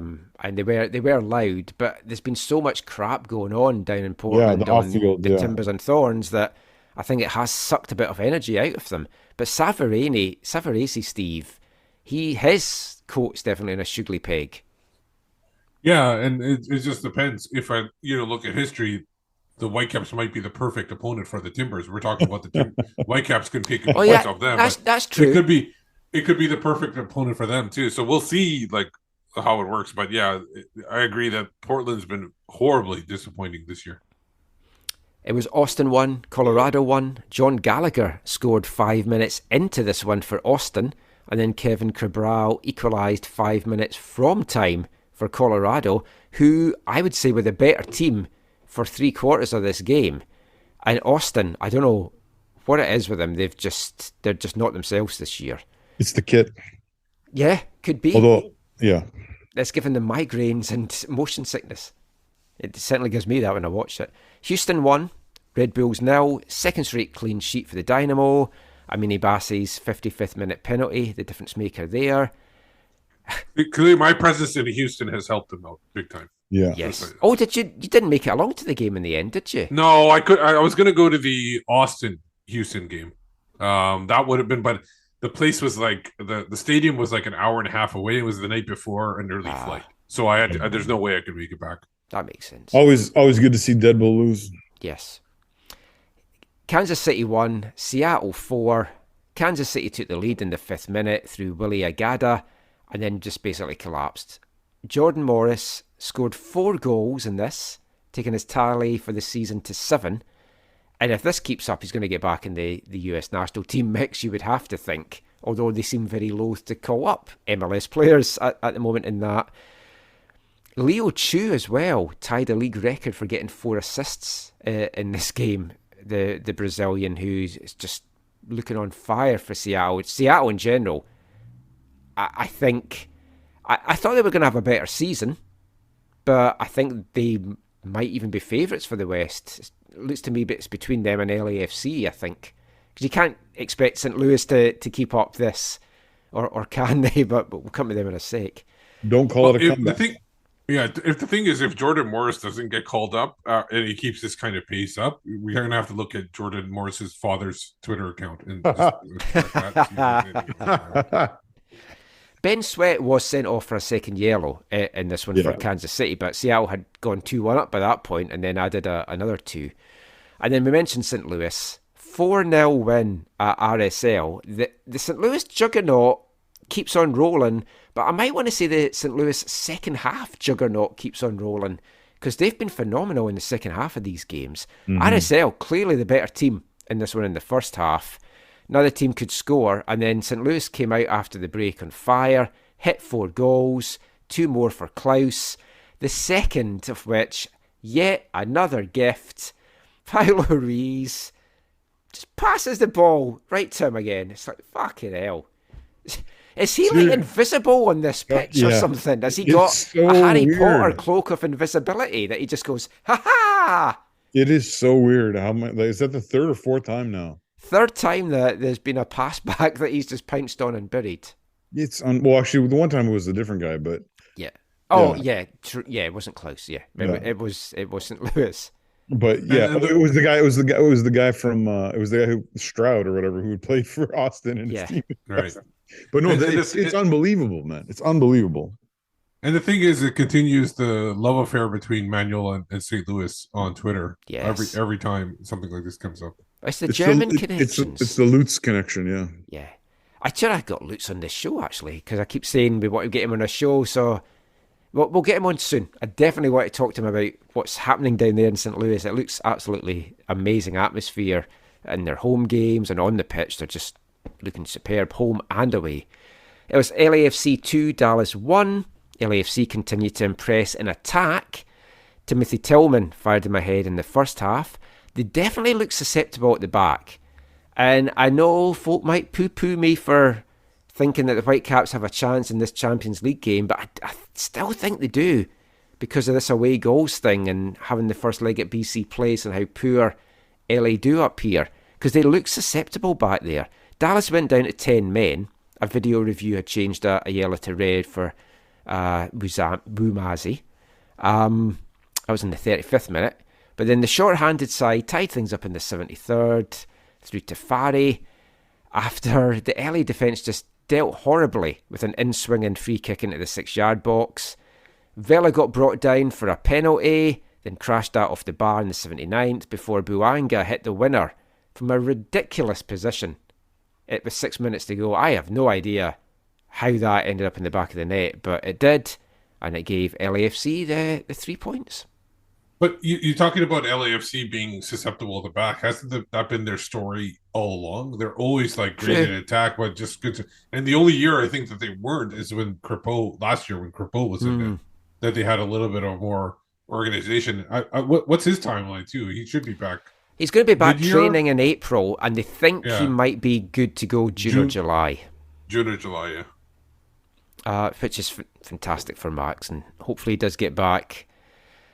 Just LAFC, I can't remember if I spoke about this off air or on air, that they had done this fantastic thing where they had given the catering staff and the janitorial staff and stuff championship rings. And then did you see what they did this week? Yeah, that's what I was going to say. Did you see what they did this week? Yeah. So did you see it, Steve? No, I didn't see it. I missed it. So basically, somebody that's worked in concessions there since they started in 2017. 2018. Person went up pretending they didn't have money and stuff, and was just asking them questions. And they were like, the guy's like, I forgot my wallet. Yeah. And she's like, oh, what do you want? He's like, I'll have some popcorn. And then she's like, what do you want to drink? He's like, I'll have a Pepsi or whatever. And he's like, tell me how much you owe. I'll bring it back. And she's like, no, it's okay. Don't worry. And then he says, how long have you worked here? And then she's like, 2018. When did this start? Oh, 2018. 2018. He's like, so you've been here from the beginning. And he's like, oh, well, I got something for you. You take it from there, Mike. Well, he also says, you're not working today. It's like, yeah. And she says, yes, I am. It's like, no, you're not. And hands him a box, Steve, and then she opens it, and it's a championship ring for her. 12, which is like amazing. And her and her family get to go in a box to watch the game, and she's got the night off, and $1,000 as a thank you. That's nice. And her family were there, and the HR from LAFC were there. I'd left a message on Mark's Instagram because he had shared it, saying, what you guys doing down there, it's phenomenal. It's how a football club should be. I love it. Yeah. Certain footballer that used to play for the Whitecaps would be happy about getting rings like that. Yeah. I'm still waiting for my championship ring from the win last year. I do feel I was in. I'm from Seattle. Yeah. I've got an MLS Cup and a Canadian championship ring coming. Last game, 0-0. San Jose, TFC, absolutely shit game. Quakes should have won. TFC actually outshot the Quakes, but the Quakes had way better opportunities. It was just horrible. Let's just move on from that. And what I want to mention about this, how about this for marketing? The free game you put on is basically a TFC game playing on the West Coast, which is like 10:30 at night in Toronto. I know they're trying to avoid the Maple Leafs playing against the same time, but still, that's just poor timing or something. This is on TSN we're talking about, but yeah. Yeah, on TSN, yeah. Yeah, I was like, that is a weird choice of game.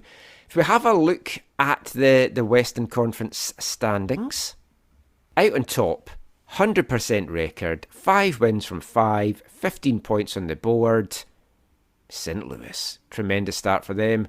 Seattle and LAFC, they are on 10 points apiece. LAFC have played a game less. Minnesota 4th and 8th. And you've got 3 teams on 7, Dallas, Austin, San Jose. Houston in 8th on 6. Portland in 9th on 4. That's the 9 playoff places. Crazy 9 playoff places. Salt Lake, 10th on 3. Whitecaps, 11th on 3. Galaxy, 12th on 3. And then bringing up the rear, Kansas City and Colorado on 2. It's tight. And that is the good thing, at least from the Whitecaps, I would say, guys, in that they're not playing bad, but they're not getting the results and they're not clinical. But they're very much in the mix. They just have to tweak this. And I still had them finishing 4th. I still think they'll be a playoff team if they address the issues in a timely manner. And they've got to start scoring. They've got to get somebody scoring or bring somebody in that can score. It's not panic stations by any means yet because it's so early in the season, but you don't want to let things continue without change. Yeah, winning they're in sort of thing, right? It's still this moment. So the panic, again, I think the panic behind the scenes might not be as real as it is, on social media or whatever. Yeah, it definitely isn't. and we'll hear that in the next part when we chat to Axel. But he is obviously not got his head in the sand either. He's aware of what's going on, what is not going on. But that draw, I think, was a big boost for Vanni, because I was chatting to someone saying if they'd lost that, I genuinely think they might have looked at his position, because Canadian Championship coming up, you either have to make that call before that game with enough time for somebody to come in, or you have to wait to the end of April, by which things going to go out of hand. But I think there was enough on display in that to show that the team's playing for him, that there's enough positives there. And I want him to succeed, but I want him to learn from these mistakes that's happening as well and react maybe a little bit better than he sometimes does. But talking of Vanni, that brings us a chance now to bring in one of our fun segments. Let's see if Vanni will take me out. Take me out!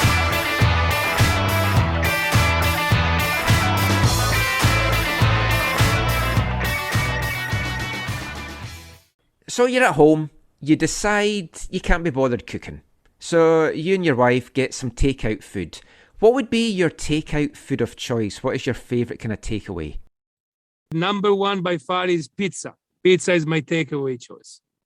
That's probably my number two after Indian food. I eat way too much pizza. When I'm up at training at UBC, and there's the pizza by a slice place in Pizza Garden, yeah. I eat there way too much. Pizza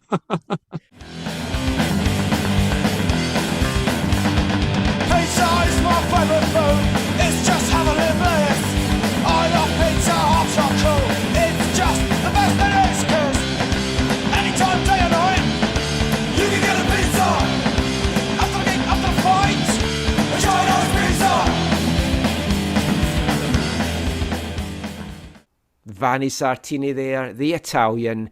Who would have thought his go-to takeout food was pizza? I wanted to follow up on that at the WFC2 game yesterday and ask him what his favourite pizza was and pizza place and stuff, but I didn't get a chance to talk to him, so that's why that one was so short. But that's another one of our fun segments. Talking of fun, what could be more fun than our feature interview? And we'll be back with that with Whitecaps CEO and Sporting Director Axel Schuster after this. Hi, I'm Rainer Pozo, and you're listening to the AFTN show.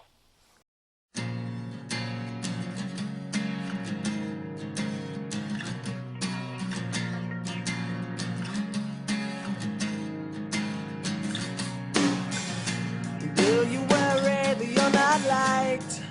How long till you break? You're happy 'cause you smile, but how much can you fake?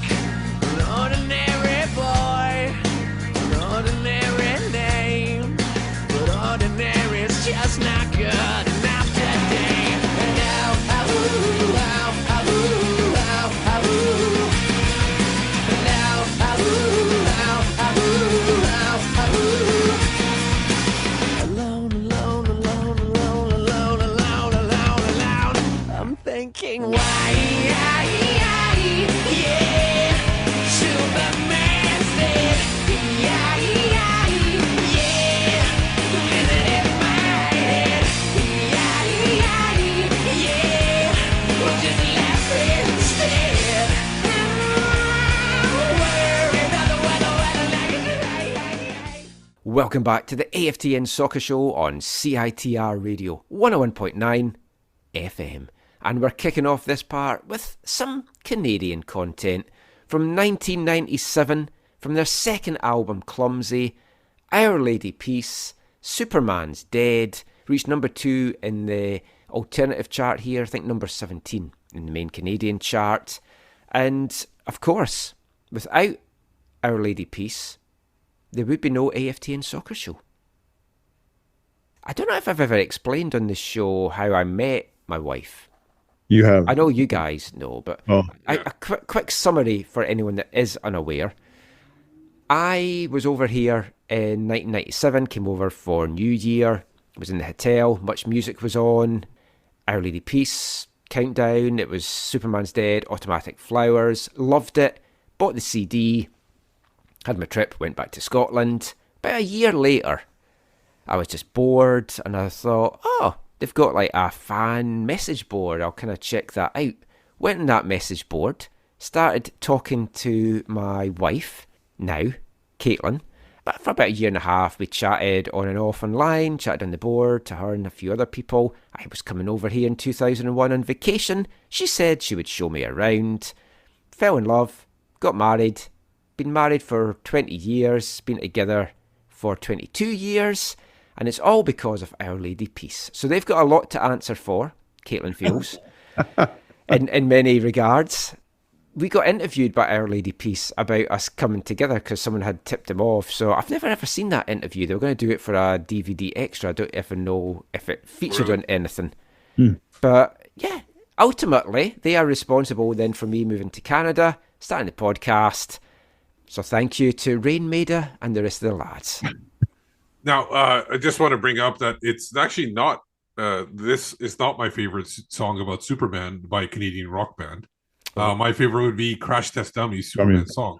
Oh, I forgot they were Canadian. Yeah, and then, but the only problem I have with that song is when they said Superman never made any money, they saving the world from Solomon Grundy. Grundy is actually a Batman villain and not a Superman villain. So that was my only issue. Although Superman has fought Grundy in the past, but not officially. Have you written to them to complain? No, I just left a couple of messages on the YouTube. That's fair enough. Well, I mean, talking of lines from songs, there's a line in that Our Lady Peace song that says, "Ordinary's just not good enough these days." And that's pretty much how I feel the Whitecaps could be viewed. Also might be the title of this episode. It's either going to be 10 Years of Tears or Ordinary's just not good enough these days. It's one of these two that I'm going to go for. Because right now, an ordinary Whitecaps side is not going to be good enough to be MLS contenders. They need to be above that. So how has the start of this season gone down in Whitecaps Towers? What is the mood like for Axel Schuster?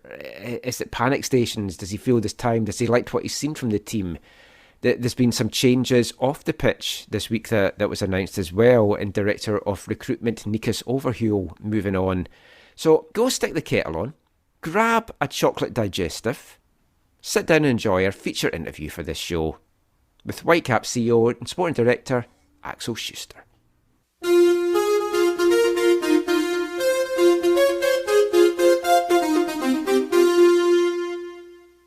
Hi Axel, thank you for doing this today. I know you're a very busy guy. You're flying all over the place. London, New York. You just got to do Paris and Munich next, and then I've got a song that I can play for that.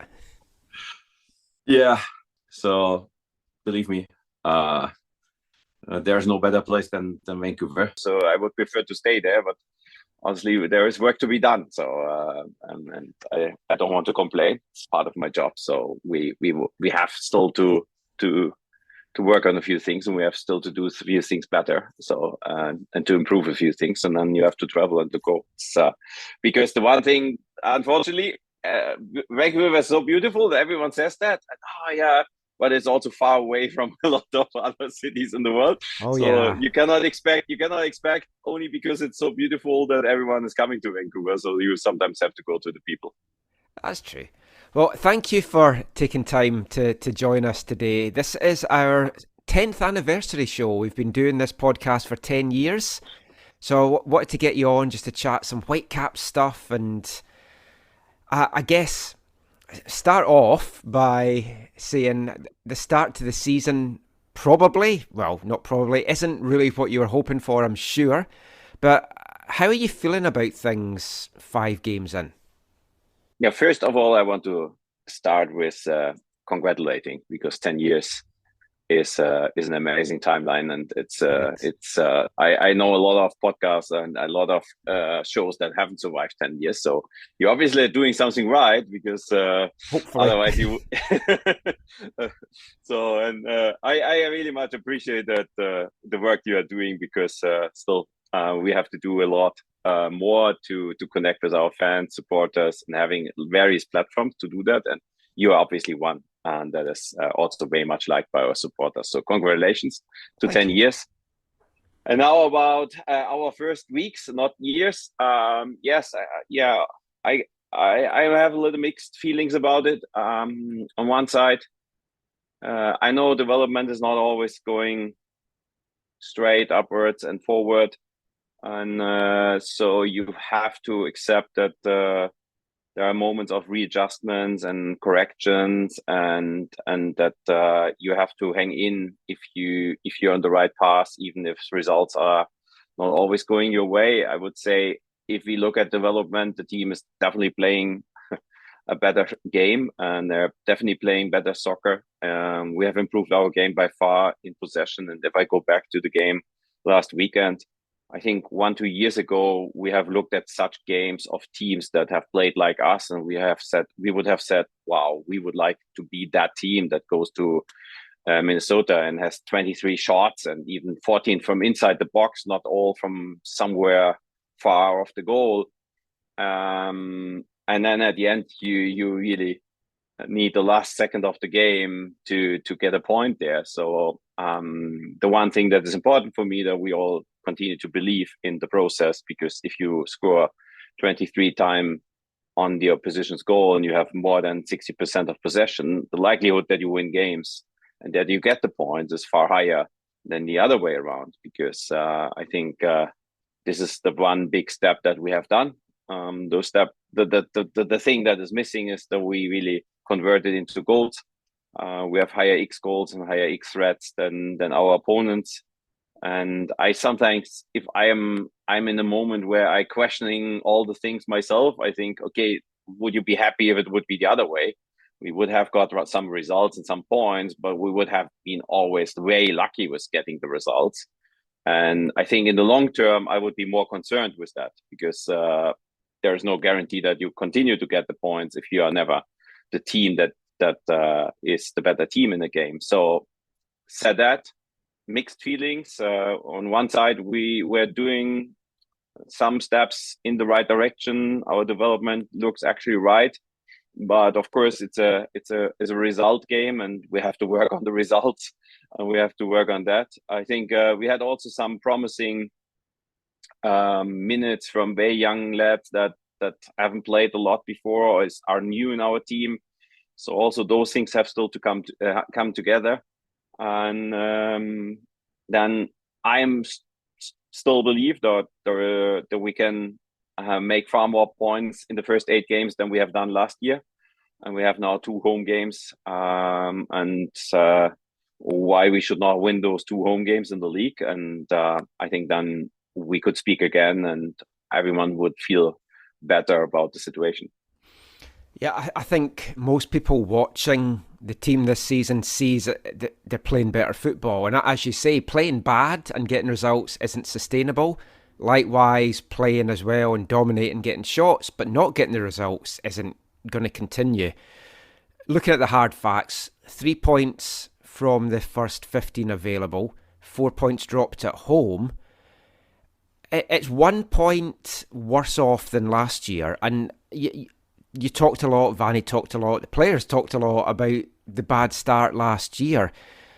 Do you feel, though, by focusing on that so much in the off-season, because the team maybe hasn't got off to a good start, that's just raised the pressure a little bit on everyone? I don't know. Actually, I think after the first halftime of our home opener against Salt Lake, everyone was feeling that will become a great season, and that's the big next step, or the big step that this team and club has done. And then we fall back in a few old habits, and we saw that the full turnaround and the full change hasn't happened yet, and that players under pressure fall back in old habits. And I think the only thing you can do is to continue on this path, to continue to do what you do, because if we would now question everything and start to do things again differently, there's no guarantee that it would work better. Yes, the pressure was maybe high. I think internally the pressure that we have put on us, it was high, because we have seen the preseason, we have seen that we could compete with everyone. We have been in a lot of those games a better team already. So, and then with losing the first game, the desperation to do it better in the second game obviously becomes bigger and bigger. And maybe that was the next factor for the second game, where we again played a very good first half, and then fall back again. I think we have stabilized in the last games. I think we have managed our games better. We had not this second half where we lost the momentum and where we fall back into old habits. Now it is really, if you look at the last game, really about the final product and getting the ball over the line. And we all know there are strikers that have those moments where they're not scoring, even on best positions, and then suddenly they score like a crazy goal that you would not expect them to score, and then it opens the door to score far more. And that's a point. The other point that actually has hurt us at the beginning of the season that we have worked on, and I think we are looking for better now. In the last 2-3 games, have been the defensive set pieces. We have conceded most of our goals in the first games from defensive set pieces, and that has actually hurt us. If we would have been the second best team like last year, we would have at least 4 points more, and things would look better. But in the last games, we have also stabilized that. So now it's really coming home and continue to do what we do with the same conviction to do it again. I think if you only compare our last game in Minnesota and the last game of last season in Minnesota, we see how big the difference is between those two teams that we play here. But long story short, there's no question about that. And that's the reason why I speak about the first 8 games. We have also to get the results. We at the end there we have to find a way to grab points in those games. And I'm optimistic and confident that we can do next Saturday. And that we had in the last second of the last game maybe this initial moment that strengthened our belief and paid back a little bit for the hard work that we have done, because it felt a little bit like a win, although it wasn't a win. And in the locker room and how the players celebrated, and the whole bench was running to the corner flag, and everyone was lying on everyone, the coaches and everyone, and we got a lot of beer as a shower for that from the fans there. It felt like a win, and you sometimes need those moments, and it has definitely united the team again, and that's the most important thing for me, that we all play together and believe in it, that everyone is doing every single step and doing what he's supposed to do. Because I don't believe if we would turn around things now, we would question the setup and the lineup and the strategy and the tactics, that will guarantee us more points or more goals in the next game. So let's see the positives and strengthen them, and win 2 home games. Yeah, these next 2 home games are obviously very massive, also very winnable. Montreal's not been good. Portland's got big injuries and everything at the moment. Now, I obviously don't expect you to give me this number, but in your head, do you have an acceptable points total that the team needs to be at after 8 games? Or is it more just metrics of what you're seeing from the team that you would deem as being acceptable before you might have to consider changes? And by changes, I don't necessarily mean Vanni, I mean players, personnel, just in general. In your mind, is there an acceptable point that the team needs to be at this year by game 8? More than last year for sure, but this is not far off. And we have always said that the first 8 games with 4 points have hurted us so much that we at the end couldn't make up for it. But if we win the next game, we have already more, and we have 2 more games to go. Yes, you also see it's very close in the Western Conference. So with all the results, we are not far off of the playoff line, although we haven't really performed in a way or scored or grabbed points in a way we were hoping for or we expected from ourselves. I can tell to every of your listeners, we are actually thinking about that every day, and we are those who are the hardest on ourselves.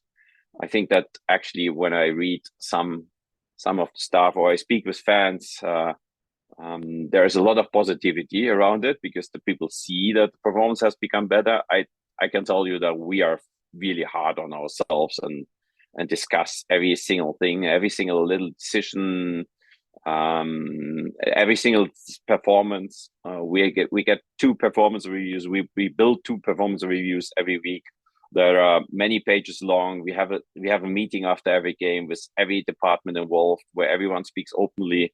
And yes, we work harder than ever before. The nothing can make up for a win, the feeling of a win, and we are getting more desperate and desperate. Is there a number of points we need after 8 games? From now on, I would say 9 more in the remaining 3 games, because in the way we have not got the results, we can actually get the results in the next 3 games, and none of those teams has played like St. Louis right now, or it's somebody who is winning every single game. So all our 3 opponents had also some challenges, have also some problems coming into the season. And then why should we not take advantage from that now and win those games? Looking off the pitch and recruitment, obviously the big splash this off-season was Sergio Cordova. No one would have expected him to then pick up an injury early into things. How does the recruitment side of things work? Because Vanni had said he'd highlighted that Cordova was his main target, but then he also has kind of said that he feels that he maybe can't play the pressing game in the system that the club is needing. So when he highlights a player, do you look at whether the player's going to fit the system, or do you try and build a system around the player? At the end, we have over the last years, we have worked with the whole recruitment and scouting department and our coaches and the technical side very closely together to develop flashcards for each position and the requirements on each position. And we have actually a rating system for that. And Sergio Cordova was rated as number 1 target from coaches and analytics.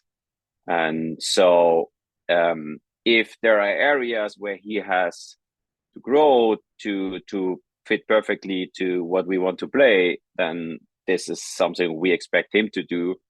And he is still a young player, and he has played in several clubs successfully, and not every club had the same setup, the same system, the same tactics.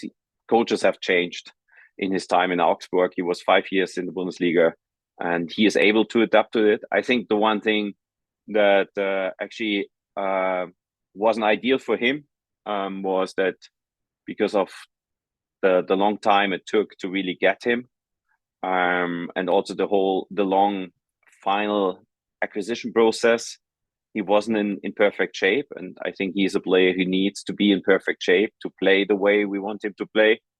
And then he was just settling in slowly and getting a few minutes and playing a longer period of minutes in the game in San Pedro, and then he got injured in the first half last week, and that's obviously not ideal. But the one thing I can say that we will use this time to help him to be better prepared and more ready and in a better shape than he was when he played the last minutes last week. And you can work on that, because it's not like that he cannot do any body work. He has only obviously to not load on his strain, but every other body part can work. And today our performance department has all possibilities to help him to be in perfect shape or better shape if he comes back, and that will help us all. And at the same time, again, wouldn't be the first time that a bigger player is missing out and not there, and other players are stepping up. And I think that Simon Badger has shown some flashes of what he can give to the team.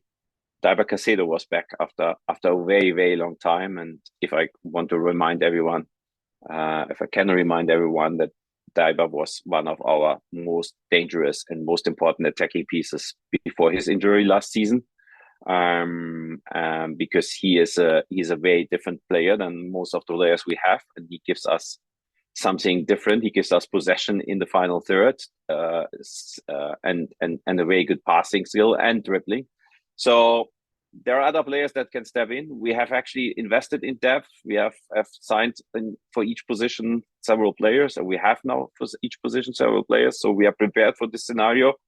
And we have seen in the last game that Sergio maybe would have put one over the line, but maybe not. That our performance overall hasn't become worse. And I want to also say something. Probably Minnesota was our best game other than the first half against Salt Lake, but we have also played without one of our definitely 2-3 best players, Andres Cubas, and we could even with our depth make up for that and still play a very impressive game.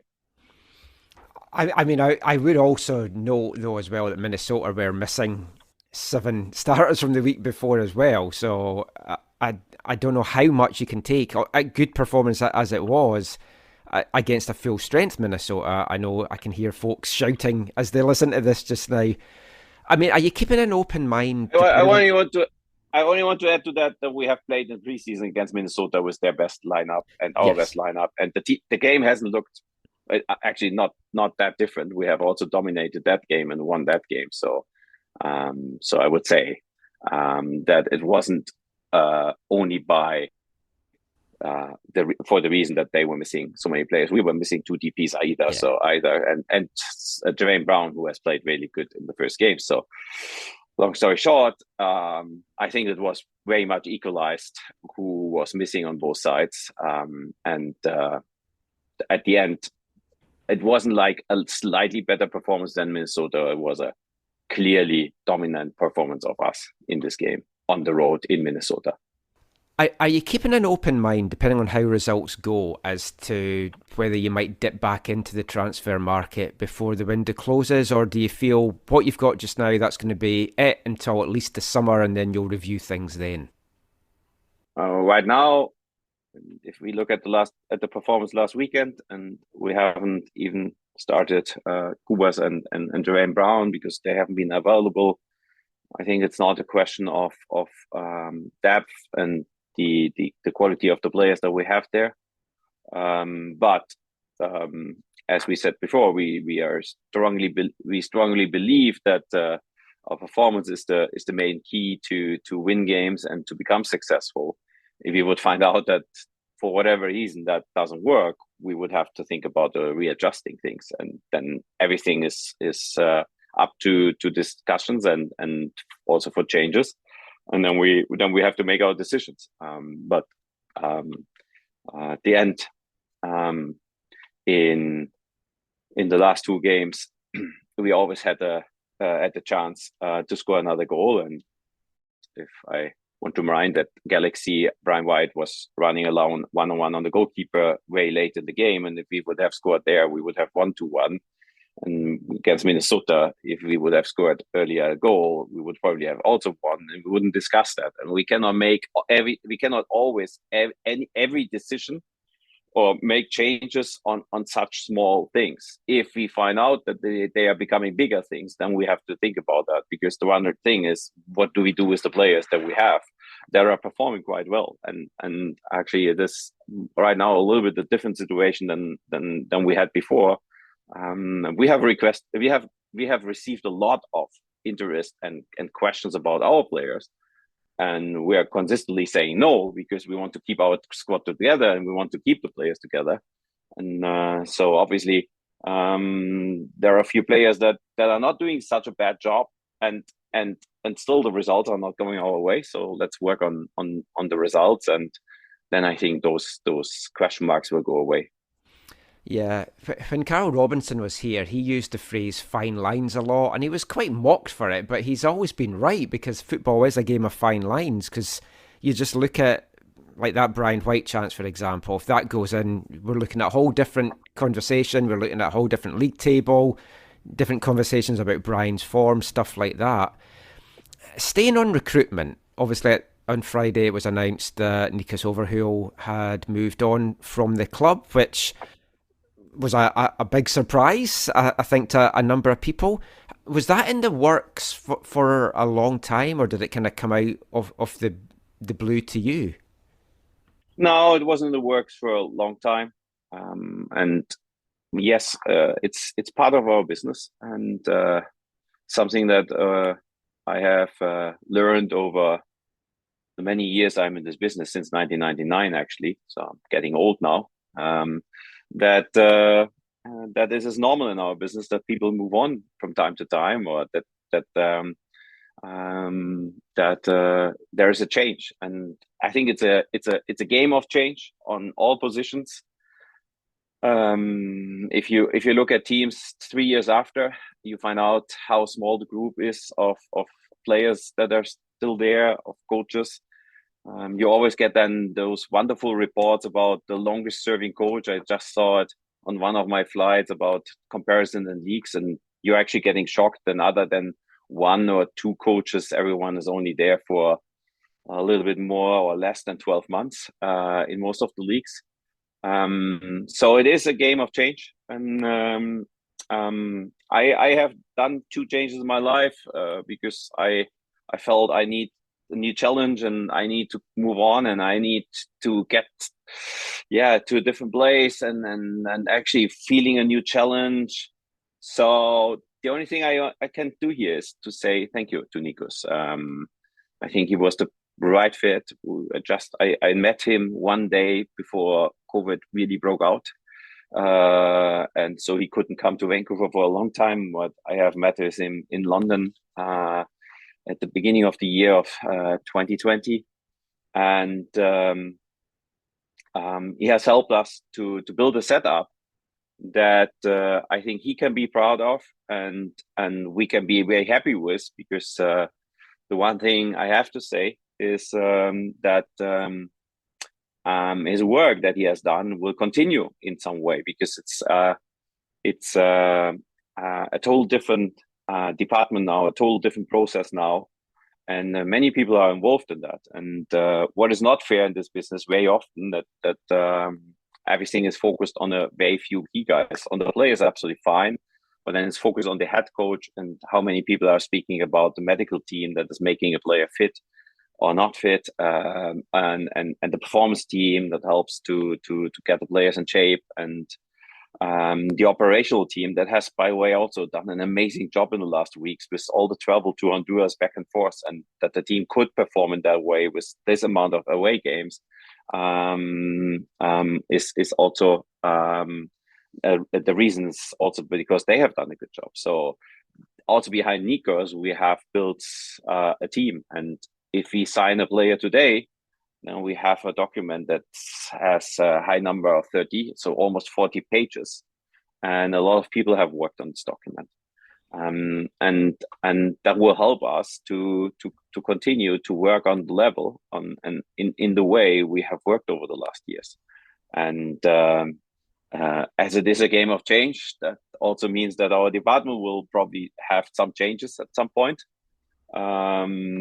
And that we will see new hats, and we will see new guys, and the way Nikos joined the club, and everyone was excited about this move, and now another club will be excited because Nikos is joining them, and in our club people will be excited because somebody else is coming, who gives us again maybe new ideas and additional ideas, and some new energy. And then we will continue to do what we have done. So at the end, it's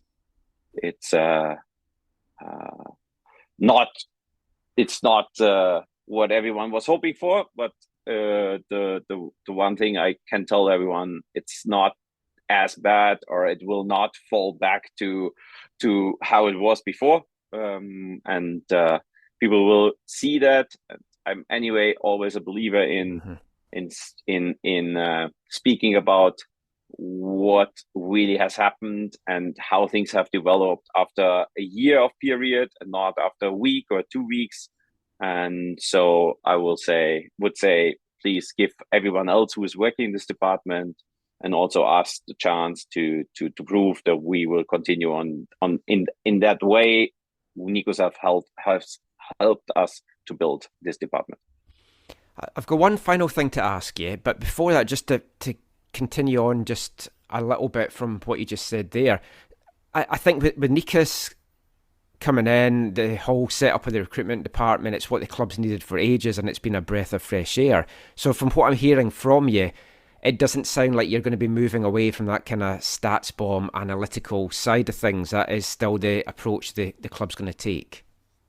No, absolutely not. We will actually not maybe, we haven't done yet, so I don't want to weaken my negotiation leverage and power. But we will actually add probably another company that has done some innovative work and is providing some additional data. Not a lot of clubs in the world are working with that.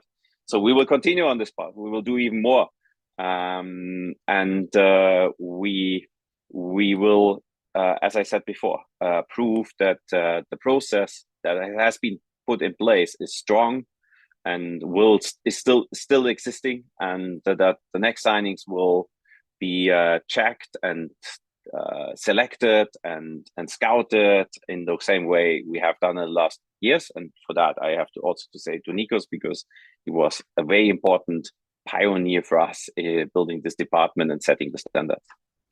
So last thing, I just want to touch on WFC too, because you know how much I enjoy this team and I love covering this team. Kicked off the new season yesterday, some very exciting talent on that team this year. I take it that the rebrand's kind of been put on hold, that we kind of talked about how you wanted to bring everything that wasn't first team under the one umbrella. I mean, what's your hopes for the team this season? Because the amount of young talent that looks potentially to come through there, it's very exciting. We haven't had those residency breakthroughs, or academy breakthroughs I should call it now, that maybe other clubs have, but it does seem that this team is the good source now for bringing these guys on to the first team. Yeah, and I'm the same excited like you about those things, and we have spoken from the beginning about it, and you know how difficult it was with COVID for us to build something. I'm so excited that although I was in Minnesota on Saturday late evening, I decided to fly back to Vancouver and to fly to New York today again, because I had to be in New York this evening. And everyone who knows the landscape knows how much travel that was, only to see our MLS Next Pro team. But I wanted to be there live. I wanted to support and be there also for Rico's first game as a professional coach.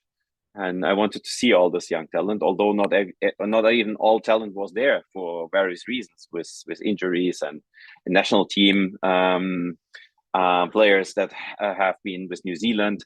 So long story short, I agree. We have done a lot of analysis. We are so also here working on next best steps and what can we do.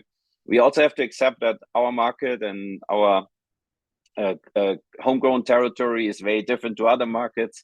I don't think that we should make the mistake and only try to copy paste or to look at other markets. If you look at the markets in the Bay Area for San Jose or LA, the amount of kids that are playing soccer there, the amount of talent that is there in a driving distance of 1-2 hours, and the same here where I'm just here in New York or the Boston area or in Philadelphia, where you have the same amount of people in the driving distance from 1-2 hours that we have in a flight distance of 4 or 5 hours in our territory. So things are different. That doesn't mean they're worse or more challenging, because they also have their challenges.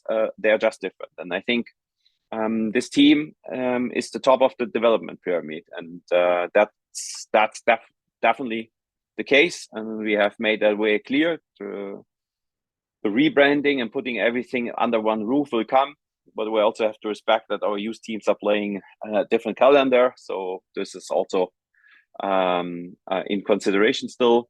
And if I look at the team yesterday, I have to say it is really fun to watch this guys. Has been 10 young Canadians, and with different backgrounds, because although our markets are different and very challenging, one of our best players yesterday was an academy product, a player who was playing in the U17 last year, our left back Michal. Yes, and he was excellent, I thought, last night. Yes, I think he was definitely in the top 2-3. and he's a very young player who was in our U17 last year and is coming out of our academy. We have also played a U17 national team player later in the game. Yes. From our academy. And we mix that with some talent that we have picked up at CPL, some talent that we have brought back from Europe. And I think the way the team has yesterday performed, the way our setup is, that's the most important message. This is an attractive platform for young talent, Canadian talent, and also for guys that want to come back and play on a regular basis in a good competition. Our team is very, very close connected with the first team. We have seen that. We have already used MLS Next Pro players for the roster of the first team this season. Again, last weekend, Vasco Fai was on the bench with us in Minnesota, and yesterday then he played. This is something that is attractive for players, and I actually have made the experience the last weeks, also when I was in London, that more and more players, young players in the world, are looking at this league and thinking that it is quite attractive and maybe also an option for them. But we will always focus on Canadian talent first, and for that reason, it was also great to see that we won yesterday against our rival Portland with 10 Canadian starters, and this is a very good kickoff to the season. It certainly was. Well, thank you, as always, for being very generous with your time, Axel. Enjoy rest in New York. I'm sure you're back, but you'll be back probably Thursday, Friday for the weekly chat that you have with us. I'm sure I'll see you then. But I'm back tomorrow evening already. Oh, wow. And then we'll work on everything. I can also, again, only say to your listeners, we are working really hard, and I know it is frustrating, and believe me, it's so frustrating for us. And the amount of times we are sitting in planes on flight backs and thinking for hours, what have we done wrong, or have we done something wrong? What can we do better? Give us a little bit of trust. We really try to work here towards the right direction, that the results will come. And if not, then we will also not shy of changing things and questioning everything. So we are not celebrating ourselves every day. It's actually the opposite. We're not sitting here and say, "Wow, the performance was so great! 23 shots. This team, we haven't had 23 shots against an opponent on the road for the last 5 years." No. We actually are on the other side of the analysis and think why we haven't got the result, what was wrong, what decisions we have done in the wrong way, what we could have done better, and this is the only way how we can become successful. And obviously, the one thing that would be very helpful if a few people believe and trust and show up in the next week in the stadium, because it makes a difference if you have a good crowd behind you that is pushing you. It certainly does. Well, safe travels back, and thank you for your time, and take care, Axel. Thank you, and congratulations once again for the 10 years. Thank you so much.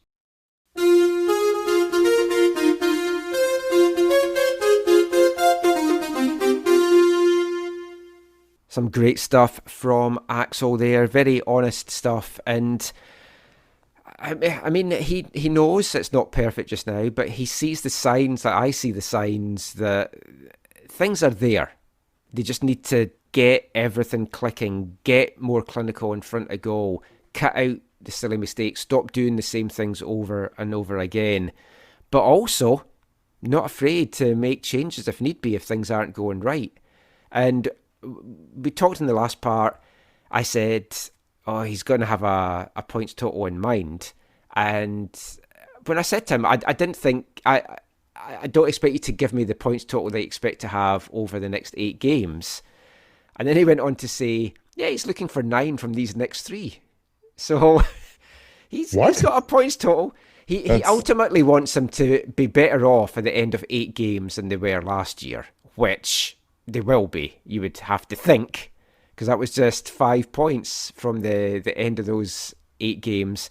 But he's hoping for 9 from these next 3 games, and he isn't wrong. The potential's there. Well, the thing is, as a person on the team, right? Whether it's a manager, coach, or player, you're expecting 9 points, like you're expecting 3 points every time you play. If you're not expecting it, you shouldn't be playing the sport.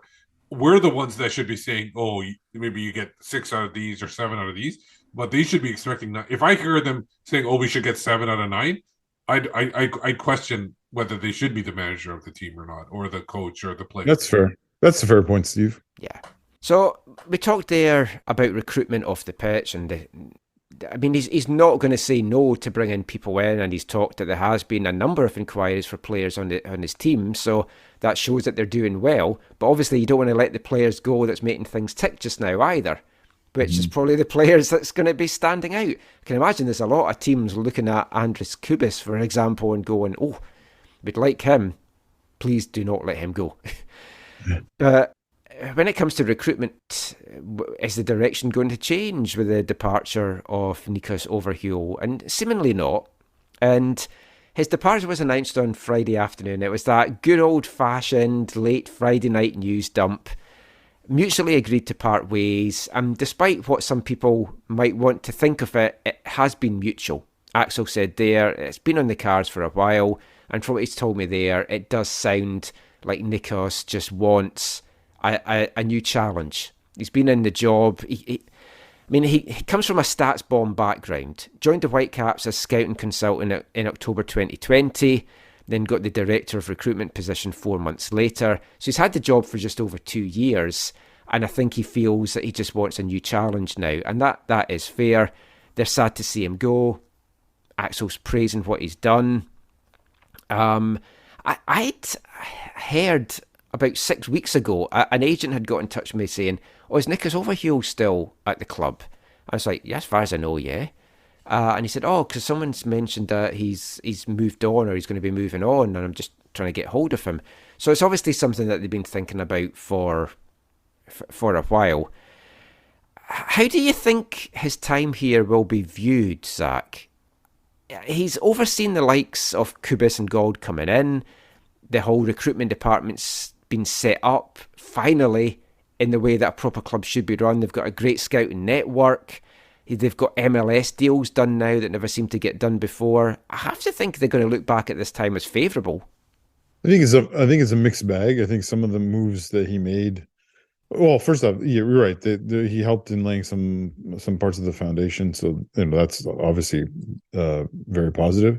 But some of the moves he let's say we assume he had in suggesting or making or saying would fit or work or whatever. It's kind of a mixed bag, right? Yeah, like you have a Kubis and Gressel, and Gold was before him, right? No, he's responsible. Okay, Gold. Okay, so Gold, whatever. Like, so there's been some good hits, but there's also been some significant misses, and so I think it's a mixed bag. I think the other thing is, which is really, really important, is during his time they won their second Voyageurs Cup, and so I think that's true. All that you never be able to take away from him, and whether you think he had more hits than misses or whatever, he'll always be able to say, "I helped them achieve that." Yeah, and I agree that there are some hits, but every team has hits and misses. Not everybody can bat 1,000. But the thing you're looking at is that, like you said, Michael, he kind of revamped and put in. Well, I don't know how much he had to do, but he was part of revamping the scouting system, where now somebody can pop in and they can have like new pop in and they won't have to start from scratch, because that's essentially what he was at, or they were at after Robo left. They were essentially starting from scratch, and you saw those growing pains during the MDS era, because you didn't have, like, they were trying to do that, but they didn't have the proper network at that time, it seemed like. So they were kind of just bringing in scraps here and there. Now with Gold, and like you said, even if you're not a big fan of the Cordova signing, or no, who's the striker? Yeah, Cordova. But even if you're not a big fan of that signing, it's still like they identified a player. They brought him in, and hopefully he works out. But if he doesn't, then that's one of the misses. But they got somebody in who had MLS experience, who can play the role. My biggest thing is that they brought in players, but again, I'm going to seem like I'm harping on Vanni again. They don't seem to fit the system that the coach wants to play. Yeah. And that's my biggest issue. I touched on that with Axel, and he didn't really answer that, but it does feel like that. It's like surely either you change the system for the player, especially if he's a DP, or you bring the guys in that can definitely play that system. Like it's like it seems like sometimes they were more interested in bringing in players that were like that could be resold, but without realizing what position they were going to play in the system and whether they're going to fit or not. So that's my biggest issue, and hopefully they're able to resolve that. Like you said, the next person's going to have to really figure out what the movement is going forward. Whether this is Vanni's going to be here for a while or they're going to continue on, because then they have to figure out who's coming in and who's going out. And like I said, one of the other good things is they finally start to get these MLS deals over the line as well and bring in some quality players. And one of those guys, and of course his contract is up for renewal because he's going to be a free agent at the end of this season, is Julian Gressel. He's had a fantastic start to this season. 4 assists in all competitions for the team so far, playing some great stuff as well. Annoying Adrian Heath, all fantastic stuff. But the most important question for Julian is, what's his favourite jam? What's your favourite jam? Traffic jam. What's wrong with raspberry? What's wrong with plum? How's about a blob of elderberry on a scone? What's your favourite jam? So if you're having like a crumpet or a muffin or some toast and you want to have some jam on it, what's your favourite jam? My favourite jam? Probably strawberry. Excellent. What's your favourite jam? Julian Gressel there, talking all things jam. Wrapping up our German segment for this show. We've got one more part to come and we're going to be talking lower league. I won't say minor league because it might annoy Zach. Soccer in Canada next, as we'll talk Whitecaps 2, Canadian Premier League, Vancouver FC, and maybe the national team as well. We'll see what time we've got. We'll be back with that after this. Hi, I'm Alfonso Davies, and you're listening to the AFTN Soccer Show.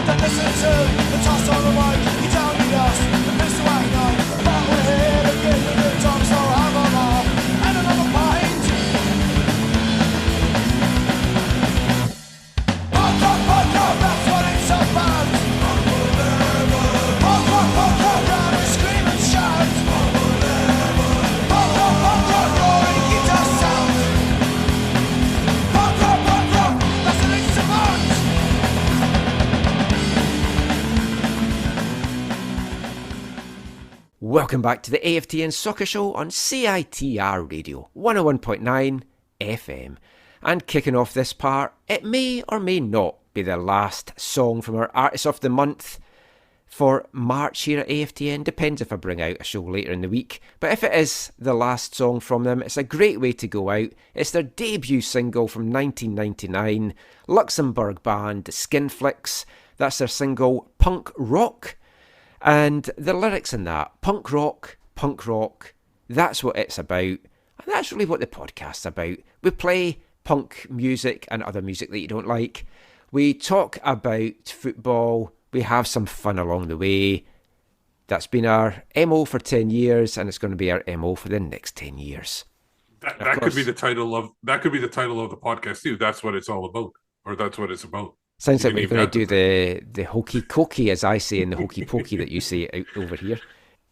Another thing that we've loved doing in the podcast and on the site is we've been big champions of grassroots soccer and lower league soccer throughout Canada and the lower mainland and everything. I love doing my coverage of VMSL the provincial cups. You can check out our YouTube channel for the latest matches on that. The Whitecaps team I've always loved covering the most is Whitecaps 2. They're back at it without the rebrand. Looks like that might now be coming next year if there indeed is going to be that rebrand. I don't see why they need to. Whitecaps 2 for me does what it says on the tin. I just think that makes sense. But, I mean, there's been some movement with Whitecaps 2 in terms of a new head coach taking over, Ricardo Clark. We're going to sit down for a chat with him on the next podcast, either at the end of this week or next weekend. Took over from Nick Dazovic as the head coach of WFC2, helps him get his coaching badges, helps him with that, and he has to be in charge of a team to finish getting his UEFA A and Pro and stuff like that. Got off to a winning start on Sunday night at Swangard, a 2-1 win over Timbers 2 in a Cascadian derby. Could have been more. Great performance from a number of players. All the goals came in the second half of this one. Cameron Habibullah with a cracking free kick in the 47th minute. Great to see him on the score sheet. Good confidence booster. You saw what it meant to him as well. Max Anker lobbed from 35 yards in the 55th minute. Not great stuff there, but happens to all keepers at some point. Just helps you be aware he's a young keeper. Had a couple of really good saves after that. But Whitecaps were dominant. 2 minutes after that, they got the go-ahead goal that they never gave up from Antwin Coupland. And he's a player we're going to sit down and have a chat to as well, because he's a very interesting addition for Whitecaps too. We'll talk more about him when we do speak to him. That was it. I was impressed with a number of performances in this. Coupland, Johnston, Ba, they were all good. Exciting team put together for this season. I'm excited to see what they do. And a face that we all know returning to the side, guys. Gloria Amanda, Mac Hermann Trophy winner, had a 2-year stint over in the Austrian Bundesliga, massively disrupted by injuries, the second of which saw him out for, I think, about 270 days or so. He's come back to Vancouver Whitecaps. I got a chance to speak to him after the game on Sunday night. He had a chat with Gloria Amanda.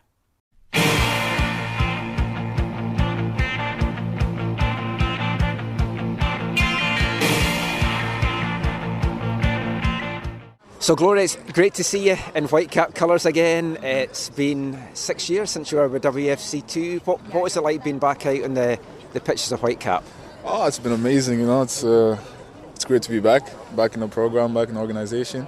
You know, it's been a I say a wonderful 6 years away, but I'm glad to be back, and I'm glad to get working again. First game of the season, 2-1 win. It's a great start for us and for everybody here. Now, I want to just go back a little bit. Last time I spoke to you, you were about to go off to college. That's how long ago it was. So you've had a great time there. Mac Hermann Trophy winner. What was that like for you? There's not many Canadians won it, but it's like, does it still seem fresh, or does it seem a long time ago now to you? It feels like a while ago. It is a while ago now, almost 2 years. You know, but it was wonderful to win it. Wonderful to be. You know, to ask a lot of myself and then to prove that of myself. So it was for me, it was a wonderful moment for me and my family. You know, it was beautiful. It's everything that I think I wanted to do in my college career. So, yeah, it was a beautiful ending. So when you came out of college, everyone knew that you're going to have lots of options. So you ended up going down to Europe. I'm sure you had offers in the CPL. I'm sure the Whitecaps would have liked you back. But what took you to Europe at that point? Is it just that had always been the dream of yours to go? It's always been, I think it's always been one of my goals to play in Europe.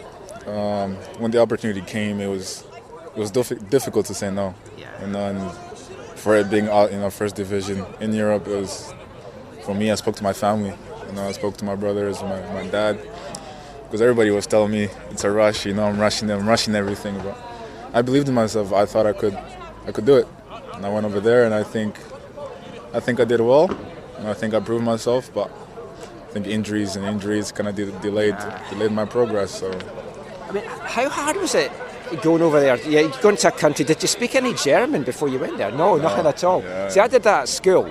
And then even when I went to Austria, they were like, oh no, we speak a different German here, and it was like confusing.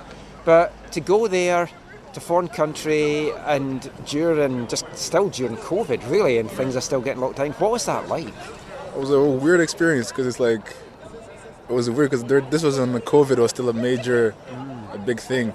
But, you know, they did everything to make sure I was comfortable when I got there. And yeah, I just got to say thanks to them for everything they did for me, you know. Yeah, it was it was weird.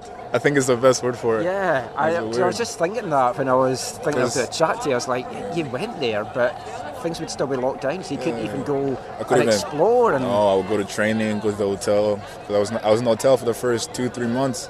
Go to training, go to the hotel. You know, you gotta wear your mask. And the language, barely spoke it, like zero German. You know, but it's nothing new. I mean, my parents were immigrants. We came to Canada. I didn't speak English as well, so.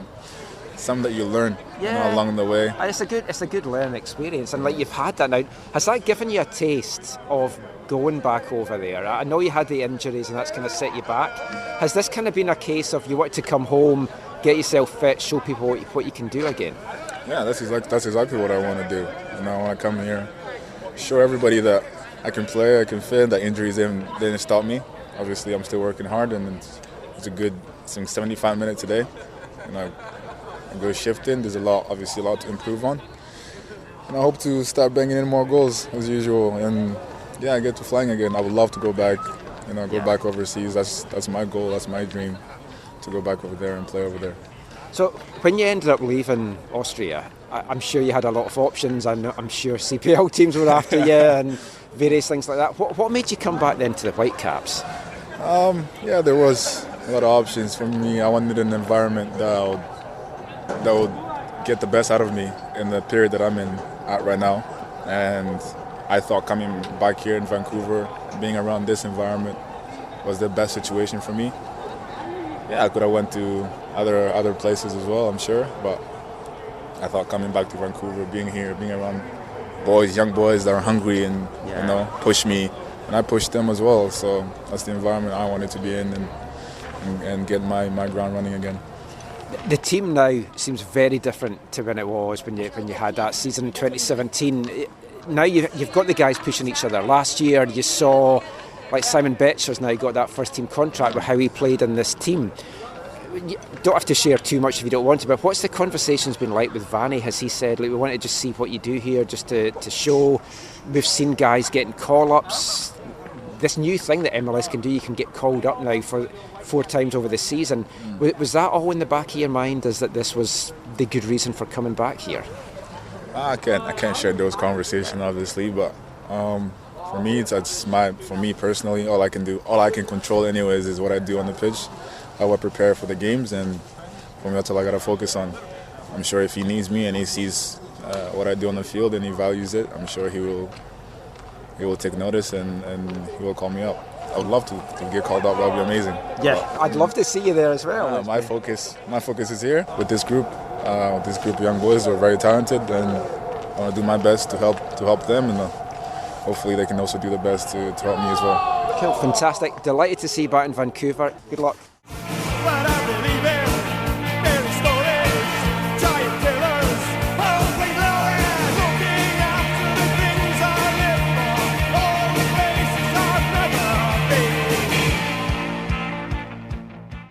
Gloria Amanda there, just talking about coming back to the Whitecaps, touching on his time over there in Austria. It was tough for him. He went over there during COVID, so couldn't even fully experience Austria. Had 2 injuries there, one of them a really long-term one.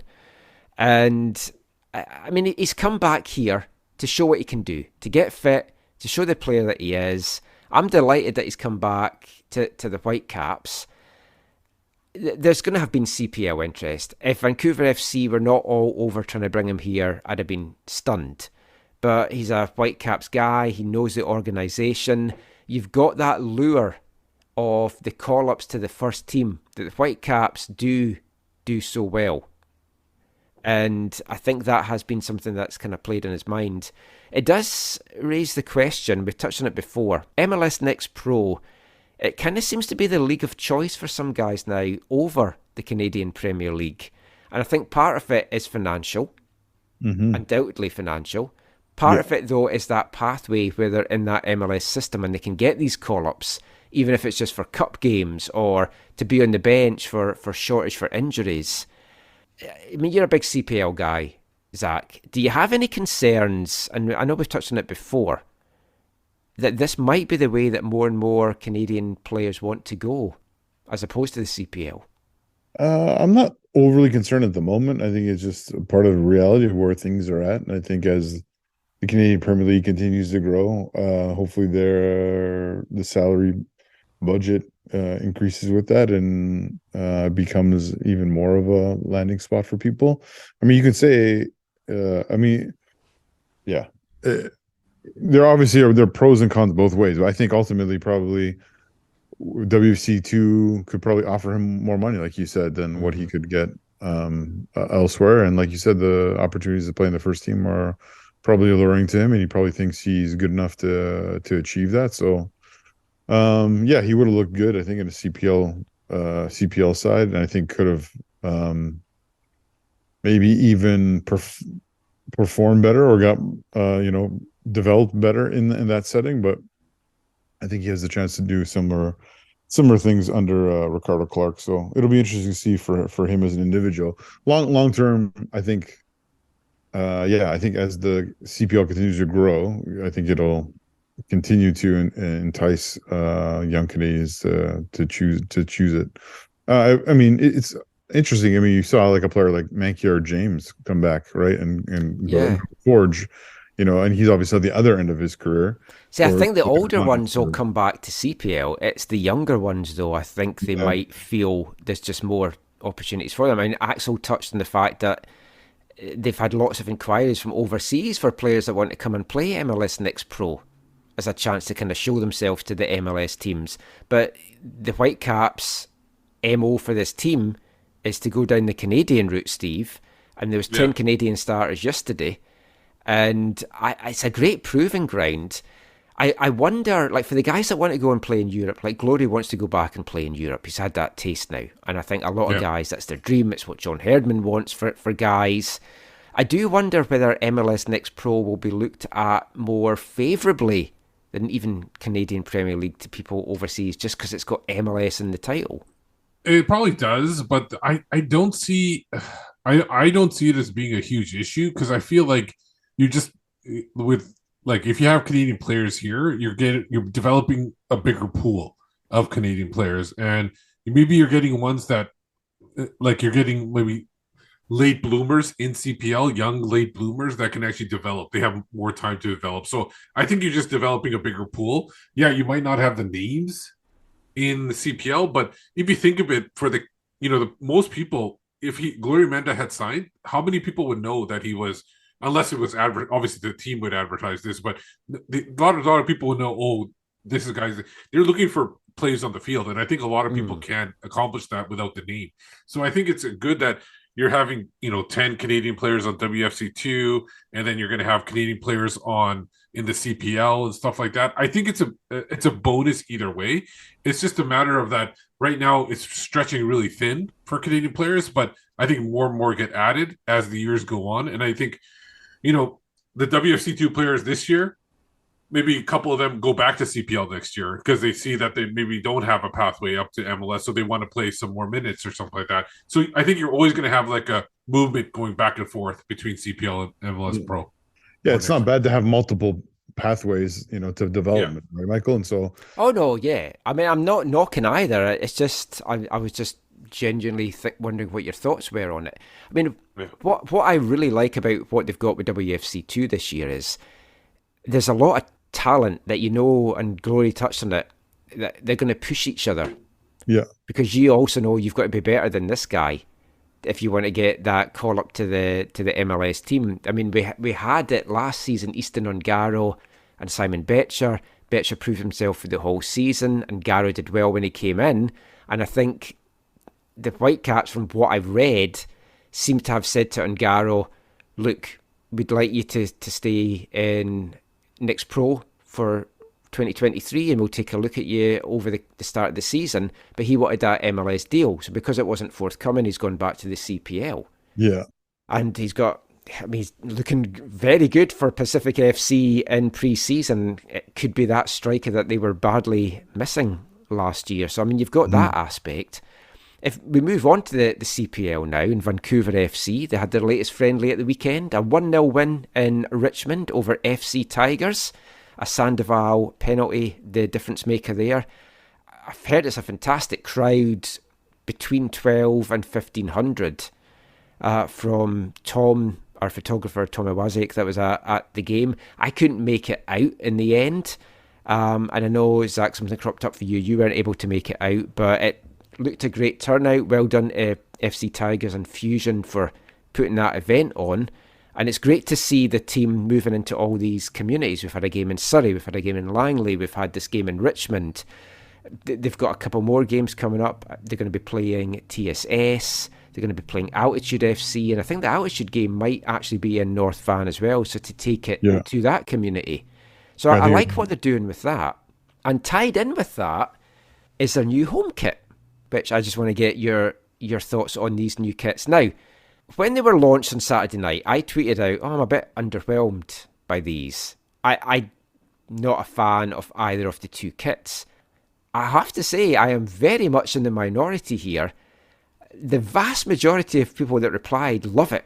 They love these kits. They particularly like the black home kit, which, if anyone hasn't seen it or you're listening from afar, it's got the 53 municipalities in the Lower Mainland written throughout the kit. I don't like that for two reasons. One, you can't see it unless you're up close. So you could say, oh, it's a nice little nod and touch, but to me it's a pointless feature on the kit. But I also feel it's almost smacks like you're trying too hard to say, oh, we're a club for the whole Lower Mainland, that's why we're called Vancouver FC. The away kit is black and red stripes, hoops I should say, not stripes. I'm not a big fan of hooped kits, that's just why I don't like that, but the colour scheme kind of pops. For me, the hoop kit, me being of a certain size, I'm not a big fan of stripes going that way. I like stripes going up and down more than that. But overall, I agree with you. The colors kind of pop. The black one, it's you get away with the black one pretty easy because it's like it's a very safe color to go with, and in a way, I don't mind the lettering, but it would have been nice if they could have created some kind of design where they maybe put some coloring in the letters so to make it look like a design in top of the names being on there. I don't know if that makes sense to you guys, what I'm trying to say. Well, they're sort of like they're embroidered but not embroidered, right? Like but if they adjusted some of the colors to make a pattern in there, that would have been really good, because then it would have had the names on the team of the municipalities, like you said, and also had a different type of design there as well. I don't get what they've said, Dozak, for the hooped kit, where it pays tribute to the people who have worked hard to elevate the game from coast to coast. How does black and red hoops on a kit fit that? Yeah, so I haven't read any of the press release stuff. I think they always wanted red, or not always. For quite a while, they've wanted red to be involved to represent the. I know their original color scheme. They kind of wanted definitely black, with maybe some red or maybe some kind of gold factored in, which I would have loved as an East Fife fan, black and gold. But maybe that's just why I'm bitter. Maybe the hoops are all the people jumping through hoops to get elevate soccer. Oh, because you have to jump through hoops to get on in Canadian soccer because of all the self-interest. Yes. There we go. We've nailed it. There you go. Well done, Steve. But no, I mean, there's a few stories maybe I can tell another time, but I think my first thoughts are the black one. I don't know if I like it or not yet. Like, I do prefer their black training kit they've been playing in. I really like that. Yeah, I think that's been a nice top, but I'm fine with the names, and you see like lots of, even in MLS there's been a bunch of teams that have had like all the names of their supporters embroidered in their kit, sort of thing, or whatever. When you look up close, it's not meant to be able to see. No, I know. Like I've got a Margate third kit that's sponsored by the Libertines in my band collection that my name's on it because I paid money to get my name on the strip. You can't find it. Really? I can't find it. It's there. I think they actually put one. I think they put the Libertines logo over my name. Oh, that's too bad. But I don't know actually if I like it, like the look of it yet. I got to see it in person, I think. And I was in Richmond, but I had to leave Richmond on Saturday, so I didn't get to actually see it up close. I mean, I am in the minority, as I say. It's gone down very well, and what I think doesn't matter a shit. It's like the fans of the club that's going to be buying it seem to love it. I like the black and red. I'm worried that, someone who sweats a lot, that the white collar is not going to stay white. But it's I know you talk about rugby, but it's a very classic. It's like a flamingo styled kit. Well, it's flamenco, yeah. Yeah. So on the CPL website, it says, pays tribute to the people who have worked hard to elevate the game from coast to coast, giving a nod to the country with a subtle maple leaf printed on the back of the neck. Okay. So I don't know that I like my description better personally. So any kit that's got a maple leaf on it is a nod to the people that's worked hard for the game in Canada. No, they're saying their kit is. I see a maple leaf and I think, ooh, maple candy. I could go one of those just now. But that's just me. But yeah, it's gone down well. That is all that matters. I'm just a grouchy old bastard. I've got the T-shirt that says I'm a bitter and twisted, old-fashioned football fan. I very much fit into that. Not as grouchy and miserable looking as my wife Caitlin over to my right just now, who looks really miserable sitting at the bottom of the stair, wanting me to wrap up this podcast so that she can make dinner. So let's quickly get on to Canada. We'll just rattle through Canada. 2-0 win over Curaçao at the weekend. Jonathan Davis scored in the 23rd minute, taking his tally of goals to 23 for Canada. So it's apt that he did that in the 23rd minute. But 20 minutes later, Kyle Larin, 43rd minute, made it 2-0. And that goal for Kyle Larin was his 26th for Canada, making him tied with John Catliff as the all-time leading scorer for Canada. So well done there to Kyle Larin in the form of his life just now at club and country level.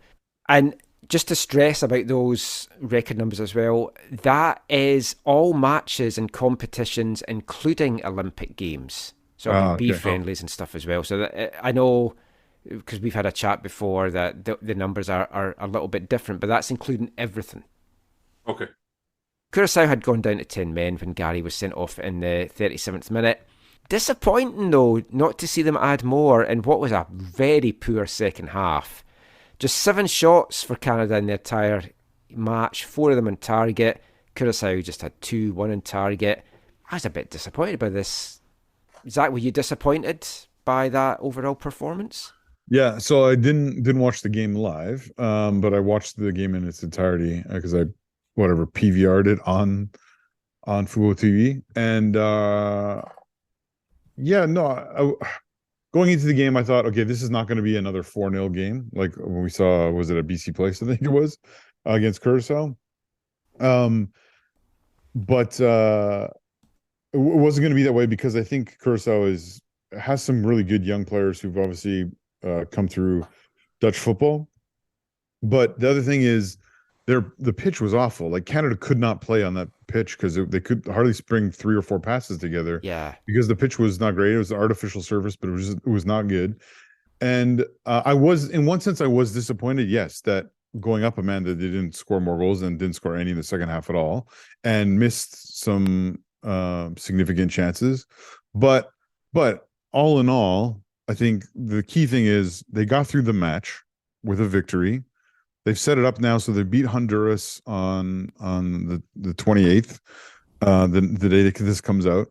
They beat Honduras, and the U.S. wins their game. My understanding is that the U.S. will play Mexico in one semifinal, and Canada will avoid those two in the other semifinal, hopefully making their path to the final for the CONCACAF Nations League more simple, and maybe something we all should get on a plane and fly down to Las Vegas and support. Oh, I'm all for that, depending on League One BC commentary. Let's see if there's any clashes. But I mean, the other good thing, Steve, and I know you'll be so excited about this because you love the Gold Cup. Canada's clinched their berth in this year's Gold Cup. I just can't be arsed with it this year. I don't know. It's not exciting me at all. Yeah, because they do play it it seems like they play it every 2 years or a year or something like Well, that. I'm just all focused now on Copa. We have an opportunity to do a double in the summer, man. Like, it's huge. I think they need to keep the ball rolling. They need to keep the dominance of CONCACAF going. For It's Canada, important. as long as their top players are playing, this is maybe the only times they get to play. Because who knows how many friendlies they're going to have against top competition. So they need to get as many competitive games in as possible. So I do agree with that. For me, Curacao, I think it was more of a professional performance. They just wanted to get a couple goals up, and they just needed to. They probably didn't want to press too much because they need to get rested for the game against Honduras, because that's probably the biggest one. Well, the other thing was that red card was absolutely ridiculous. I don't know if you guys remember this, but what happened was. What initially happened was Vittoria makes a foul. One of the multiple times he got beat for pace. He pulls the player down, whatever. The referee comes over and has a long talk with him. Curacao players around him like, you're going to give him a yellow, right? You're going to give him a yellow. The ref gives him waves his hands across like, no more, last opportunity. They're setting up for the free kick. And Larea and the Curacao player who got sent off are kind of jostling in the box. The referee walks up to them, no warning, gives them both yellow cards. It was like the first yellow card was an absolute joke. Like, and then the second yellow card was totally yellow card. He pulled the guy down, whatever. But it was like it was not great. I mean, it was CONCACAF refereeing. It was not great. It ruined the game. Even though Canada didn't take advantage of it, or fully take advantage of it, it ruined the game and was made it all a bit unfortunate. But again, the most important thing is the results. I don't think there was any injuries that I can recall, and we're moving forward in a good way. And now it's win against Honduras at home. It's all on to AFTN travel. Yeah, we'll get everything done. Scotland beat Cyprus 3-0. I'll just make mention of that. Kazakhstan, the win of the weekend, beating Denmark 3-2. I don't know if you guys have seen the highlights of this. 3 goals for Kazakhstan in the last 17 minutes, 2 in the last 4 to come back and win 3-2 from being 2-0 behind. Amazing scenes. Borat was going crazy. I didn't see Borat in the crowd. Anyway, that is it. You'll be glad to know after this 3-hour marathon for this 10th anniversary show. No, of course it's not. We've still got this episode's wavelength to come. And that's another section that has been a staple of our show. First introduced as a regular segment back in 2017 when we made the switch to CITR. We've been playing football songs every week since then. One of the staples in the early days of it was Welsh band Goldie Lucan Chain. I'm going to play their only football song of theirs I haven't played, since it's also Football Violence Awareness Month, everybody. Everyone loves this month. What a special month this has been. So this is their unofficial World Cup anthem from 2002, the Japan and Korea World Cup. Now, some of the lyrics may cause offence. If you're easily offended, just fast forward through the song to get to the end, or just turn the podcast off now. But this is Goldie Lucan Chain. It's Mike Ball's School of Soccer Violence.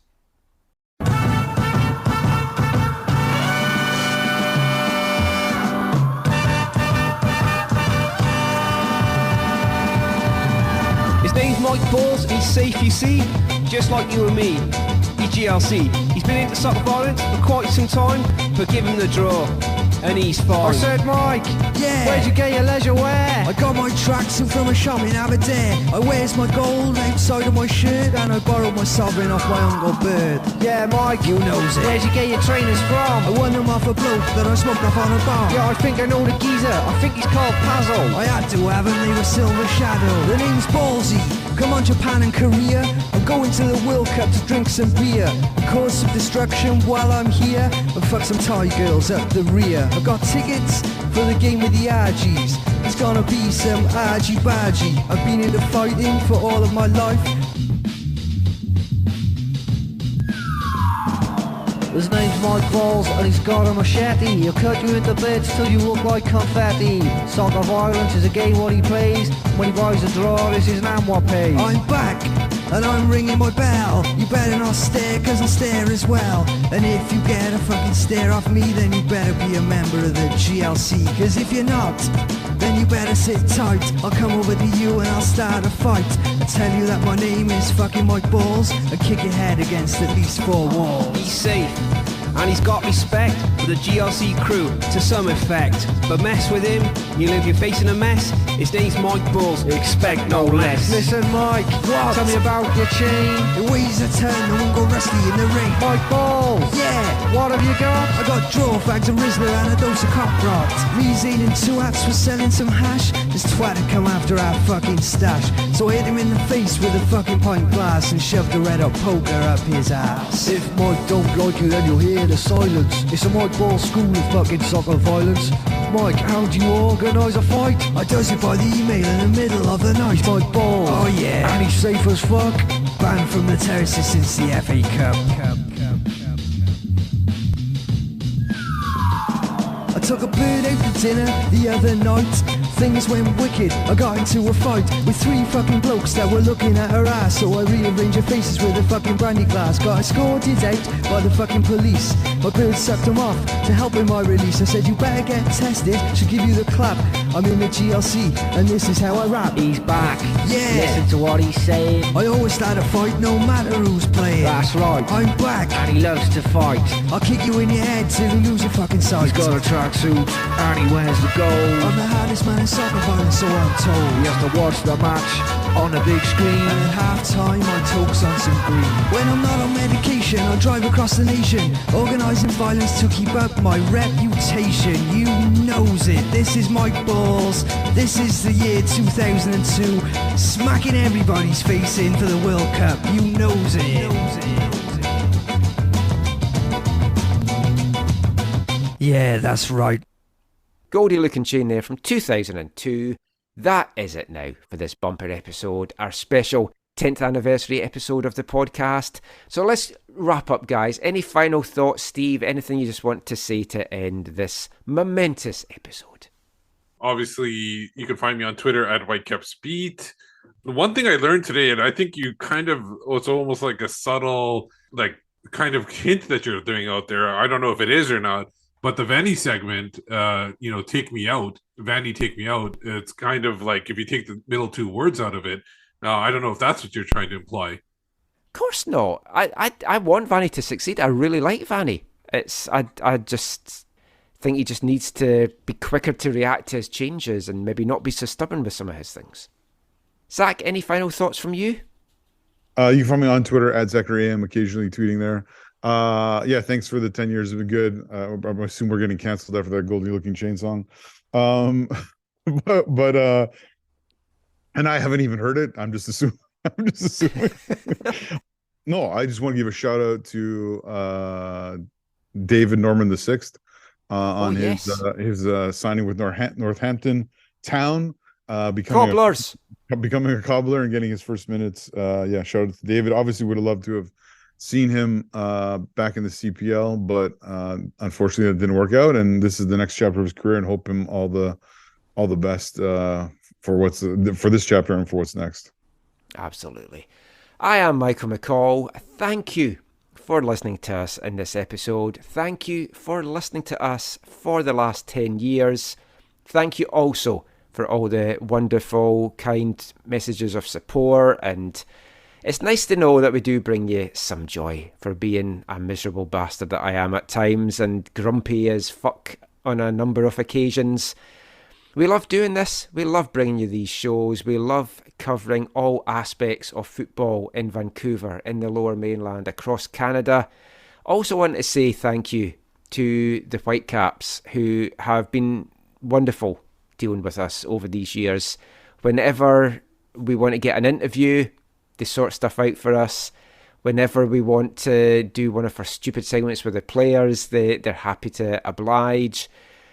I know they get a lot of criticism from people online, but they have been really good with us over the years, and I really appreciate everything that Nathan and the people have done there.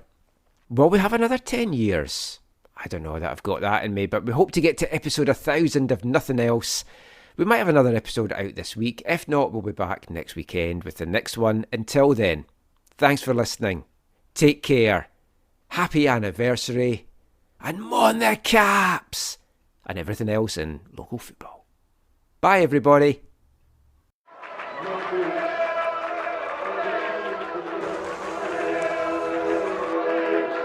Going to your first match is an experience you never forget. The atmosphere of what's going on around the pitch looks beautiful, and you always look and go, wow, I'd love to play here one day. If you get the bug, it's going to stay with you for life.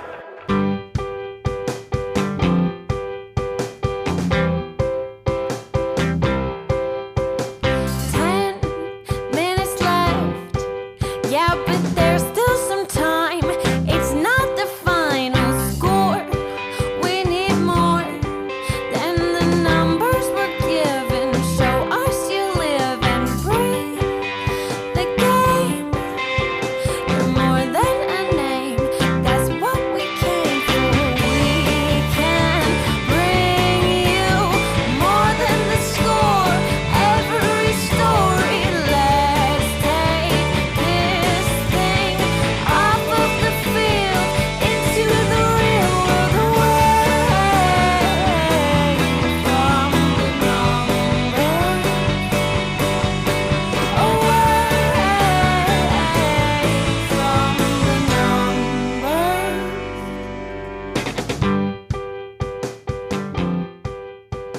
numbers.